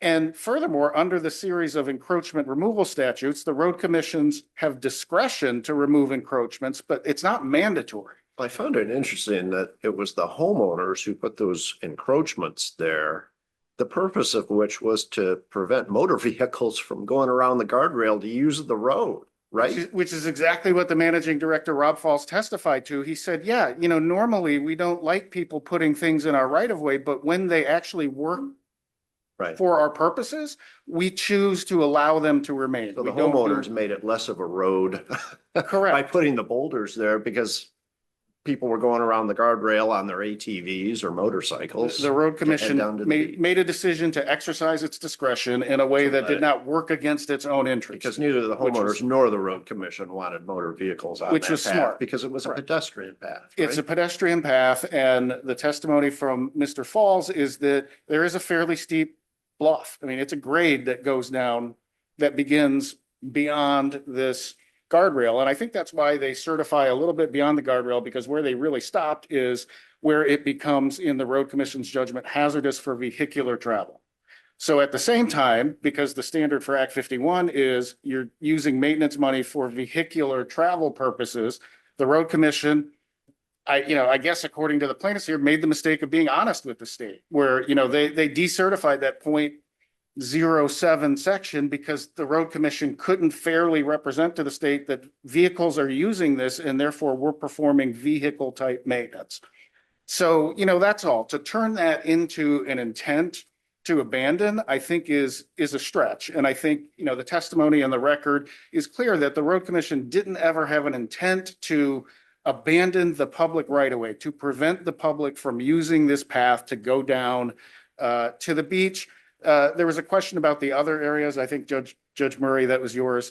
The testimony established that there were 4 such road endings in that particular township. And the significance, at least to the road commission from the evidentiary perspective, was that the township and the road commission collaboratively worked at each of those road endings to do the very same thing they did here, which was put up a guardrail, a stop sign, and no parking signs. And so those four endings were treated the same here. And I think the circuit court judge correctly observed, well, plaintiffs, if your arguments are correct, then all of these have been abandoned. And there may not actually be a road ending in a Great Lake. Interior lakes are a little bit different, but road endings in Great Lakes look like this all the time. There may be a whole lot of these that are abandoned under this precedent. And that's disturbing. And so, I think the court fully understood the bigger significance of what the plaintiffs were asking. And, in terms of the maintenance that could be done down there, I mean, the road commission would consider doing maintenance if somebody complained, hey, I can't get down there, for whatever reason. There's a tree that fell across it. Okay, well, the road commission might then evaluate, all right, do we go out there and send somebody with a chainsaw and just spend our general fund to remove it or not? But there's no evidence that there were any complaints or that anybody was having any difficulty getting past those that guardrail down to the beach.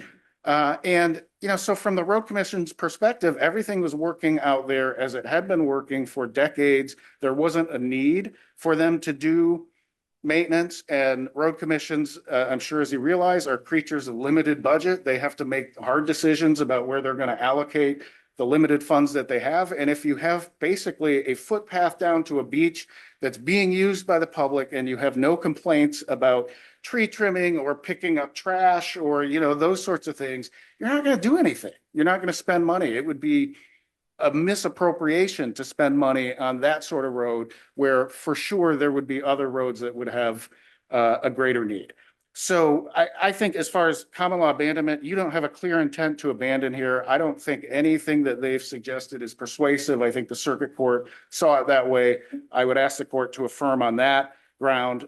Beyond that, for common law abandonment, there has to be an affirmative act implementing the clear intent. Well, what's the affirmative act? Well, decertification.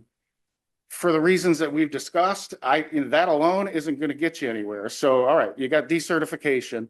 What else do you have? Well, they put up a guardrail and a stop sign and a no parking sign. Well, I think as the circuit court judge observed, that could equally be interpreted as an act of maintenance, right? You are regulating traffic along that road and you're saying cars stop here. But they didn't put up a sign that said, road ends or no public right of way beyond this point. I mean, there was nothing like that. And, people understood this is where we can stop. And to get down to the beach, we got to get out and we got to put one foot in front of the other. So I don't think there's a compelling affirmative act that would demonstrate this intent to abandon, which I don't even think you have the intent in the first place. One, I guess, near final point that I would like to make is that because this road ends in a body of water, it's considered special under the abandonment statute. Now that's 224.18. That's the formal way that road commissions can abandon. Common law abandonment exists, if you don't go through a formal abandonment process, we do this totality of the circumstances test to see, do we think that you intended to abandon it, and are we persuaded that even though you didn't do the formal process that it should be abandoned? The problem with common law abandonment, particularly in road ending cases, is that where the legislature stepped in to give roads that end in bodies of water particular protection, right? There is a special procedure that has to be followed to abandon a road that ends in a body of water.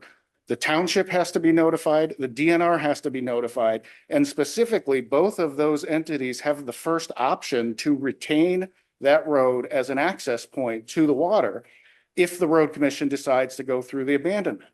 And what happens if you apply common law abandonment in a setting like this, it's a complete end run around that legislative prerogative to provide unique and special protection for roads that end in the water. So, at a minimum, Your Honors, I would ask the court to just, be cautious about applying common law abandonment in a situation where the legislature has uniquely and very specifically provided a limited context in which these roads could be deemed to be abandoned.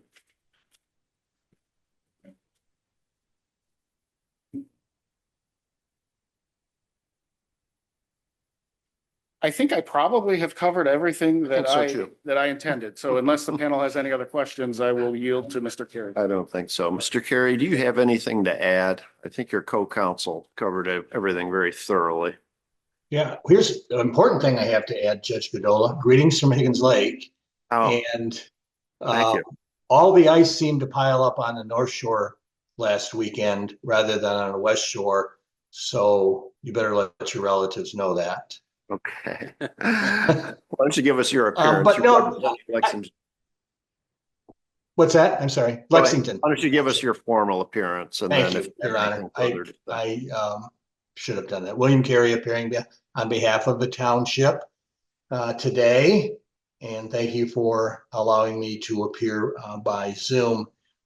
In addition to everything that Bill Henn presented to the court, I do think it's important to recognize the context in which this case was decided.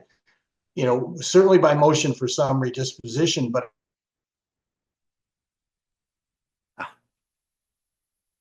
Frozen.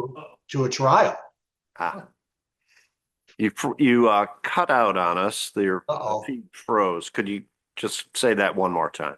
The unusual circumstances here is that a motion for summary disposition was converted to a mini trial by stipulation of the parties. And I think that's a significant thing to consider, because here, you know, nobody disagrees. Everybody knows AMS is a law. All three briefs cite the same case law. The challenge really is to what the trial court decided by way of facts, and the standard is clearly erroneous. And I think that's a big hump to get over if you're the appellant in this case, particularly with respect to the guardrail, which fairly can, I think, be argued as a safety measure and not an act of abandonment. The little point that I wanted to raise is, you know, those boulders were not put there by the adjoining landowners. The boulders were not put there by the appellants in this case, but by others in the neighborhood. And I don't think the placement of those boulders can therefore benefit the appellant's claim of abandonment. Those are the only other points I wanted to raise. I just had one question. You say it was transformed into a mini trial? Yeah. I didn't realize that there was those people came in and testified. No.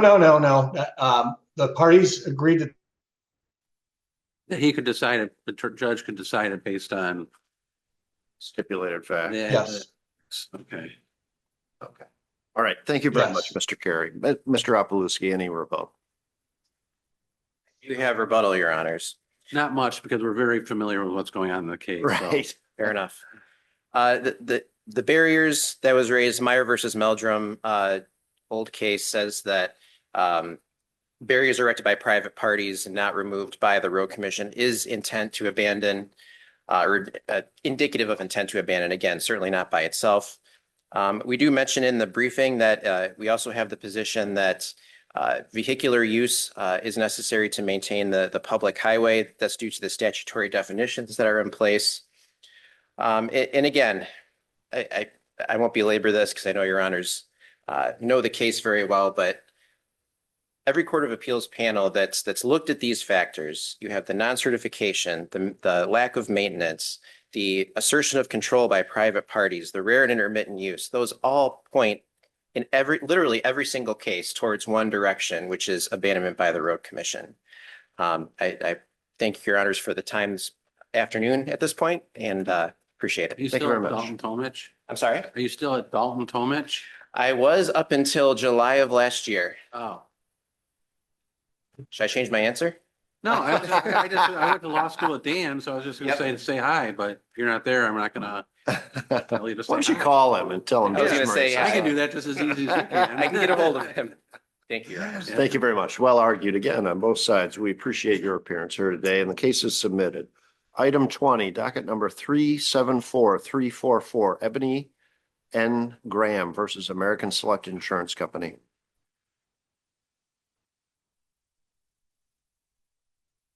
And Is counsel for the plaintiff appellant, Mr. Fortner? No one's checked in. All right, counsel, you may proceed. Go ahead. Good afternoon, Your Honors, and may it please the court. My name is Simone Capadia, and I represent defendant appellee American Select. I'll rely on the arguments in my brief for this afternoon's argument, but I'd just like to highlight one thing is that in this case, it's a claim for uninsured and underinsured motorist benefits. The complaint discusses both underinsured and uninsured, but the arguments have been fully regarding whether or not the other driver in the case was uninsured. And then Ms. Graham in this case has not provided any evidence that the other driver at issue was uninsured, and she recognizes that it's her burden to do so. And I would just rely on the arguments of the brief that regarding the judicial admissions and the fact that Ms. Graham's affidavit doesn't support evidence that regarding the other driver's uninsured, as well as the default judgment doesn't provide evidence either. So unless the court has any further questions. Any other questions? Any questions, I should say? No, thank you very much for appearing. We appreciate it. The case is submitted.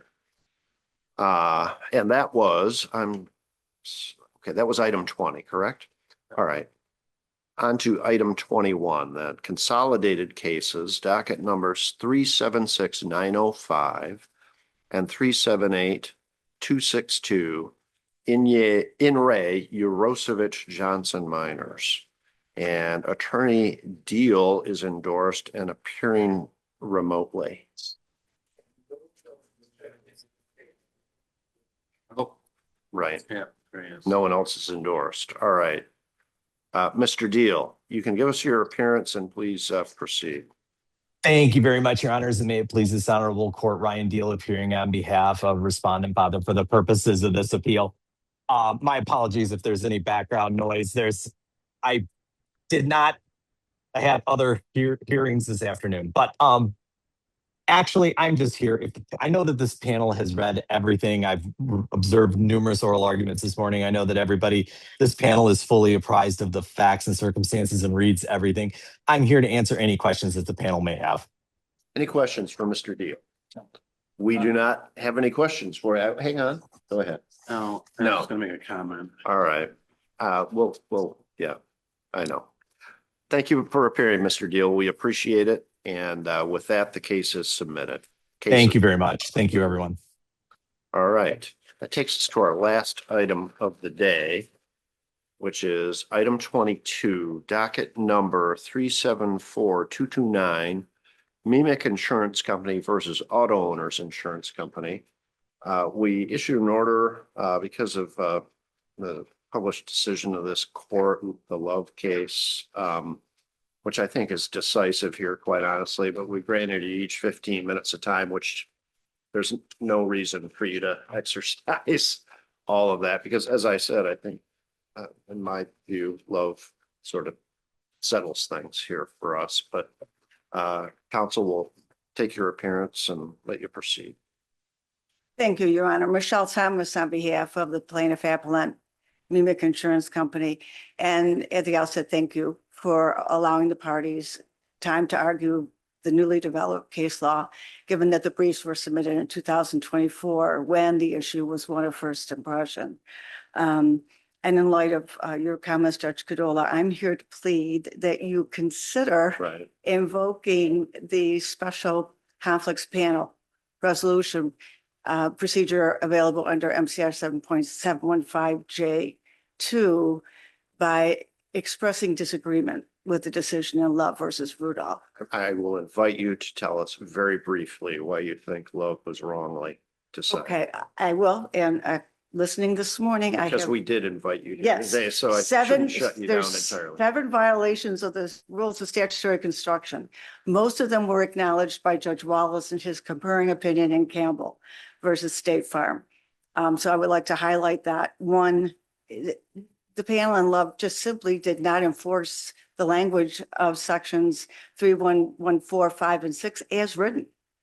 I'm not going to read those to you because I know this is the end of the day, but frankly, you know, the panel focused on interpreting those two subsections, the priority sections, along with the general provisions in 3.1.07 I'm sorry, 3109A1.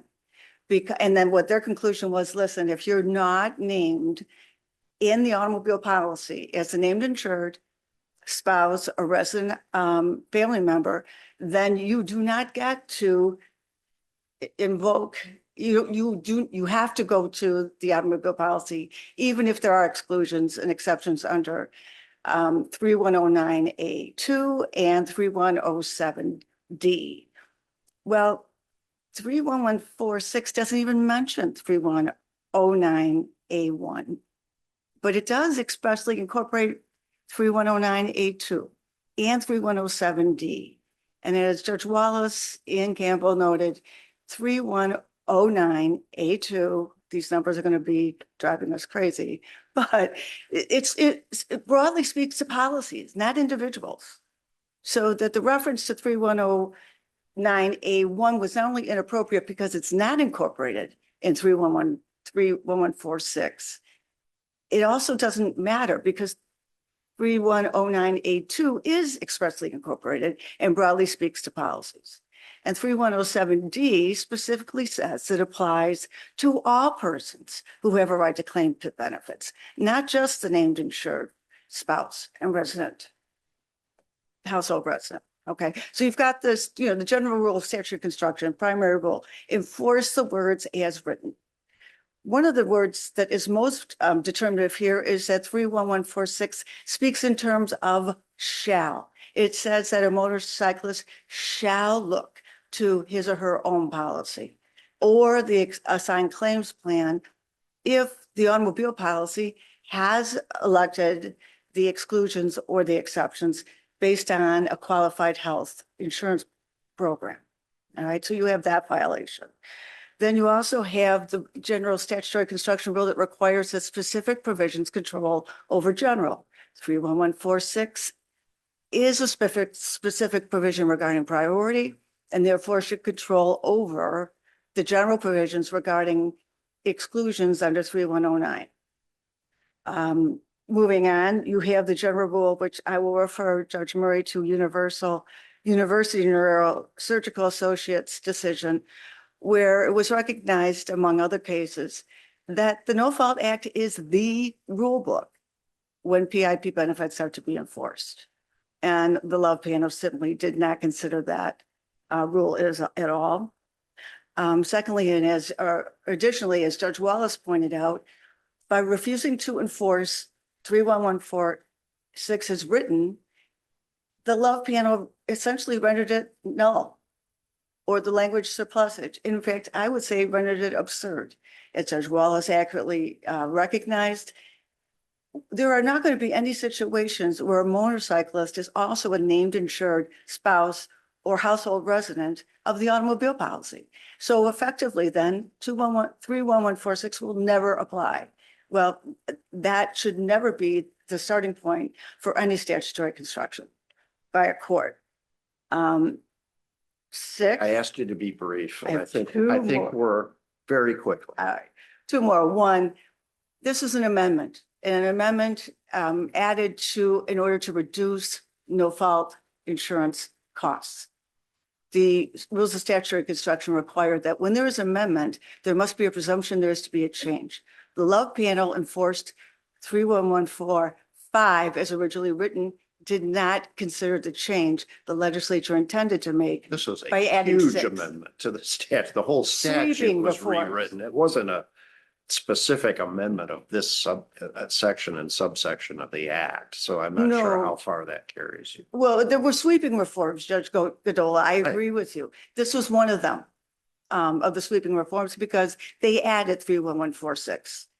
And last, there is a constitutional prohibition, or actually a constitutional mandate, that the courts grant complete deference to the legislature when they are making policy choices. Policy choices here were twofold. One, No Fault Act was originally enacted to make sure that people look to their own insurance policies in order to reduce the clog in the courts and make sure payments were quickly received. The amendments were enacted, as I mentioned, to reduce the costs of no fault insurance. If Love is upheld, that purpose is again ignored, which is not appropriate. You know, Are there any a cynic would say that the No Fault Act has been amended many, many times over the years, and all we do is get more and more litigation. So. Oh, Right, so absolutely. they can keep trying, but it never seems Yeah. to work. It's just, Right. it's incredible. And the cynic in me says that's great because it's how I got my boys through college. Yeah, yeah, right. Any other questions? No, I don't think Thank so. you. Thank you, Your Honors. Good afternoon. Jonathan Freshour on behalf of auto owners. I will be very brief. I just want to quickly touch on what I think is the main point in this case in Love, which is that I think as counsel for plaintiff aptly pointed out, there are a lot of convoluted statutes that are intersecting to resolve this issue. But if we examine them together, they really do work in tandem in a straightforward way. And in Love, the opinion did precisely that. It went through every statute. And the takeaway is this. There are two different ways. You can choose not to maintain PIP in an insurance policy under the No Fault Act, or you can choose to maintain PIP with exclusions. And these are two different things. There are several statutes relating to each decision, and they both impact what the relevant statute here, 31146, in a different way. The takeaway from Love is that if you opt out of PIP benefits, no one can claim PIP benefits from that policy because it does not provide them. But if you opt in with exclusions, the policy is only removed from the order of priority if the exclusion applies. So very briefly, I will touch on Judge Wallace's concurrence in Campbell because I think that's very important to plaintiff's argument. Judge Wallace argued that if an exclusion exists, in effect, it should always apply under subsection 3114 subsection 6. But the problem with that interpretation of the statute is that it really ignores that these are two very different things under the No Fault Act, opting in with exclusions and opting out. And it also, in fact, that concurrence ignores completely MCL 500-3109A1, which says that when you exclude a person, that exclusion should only apply to that person. I understand plaintiff's argument that the statute doesn't incorporate 109A by reference, but it was the holding in Love, and I think it was an apt one, that all of these statutes are working together. And you can contrast 3109A with 3107D5, which says that when you opt out of benefits, it applies to everyone. Those are two very different things, and I think Judge Wallace's concurrence doesn't necessarily resolve that, and Love is a more holistic explanation of how all of the statutes work together. And a majority opinion. And a majority opinion. And I would just briefly conclude with that there are two very recent published opinions that also reference Love and don't disagree with it. And that's Mary Freebed versus Esurance, docket number 370846, and Northland Radiology versus Allstate, which is docket, sorry, I can't read my own writing, 374214. But with that, I'm happy to rest on the briefs, which I know don't fully address this issue. So if your honors have any questions. Any questions? No. No. Okay, thank you. You need to come by the Court of Appeals more often and stop by and say hi. I know, Your Honor. I'm too busy working, huh? Yeah. Good to see you again. How's Matthew doing? Oh, great. The last time I saw him, I think he went to UAD, right? Yeah. Oh, no, but at law school, I thought. No, he's. Oh, okay. UPI. Where? John Carroll. Oh, yeah.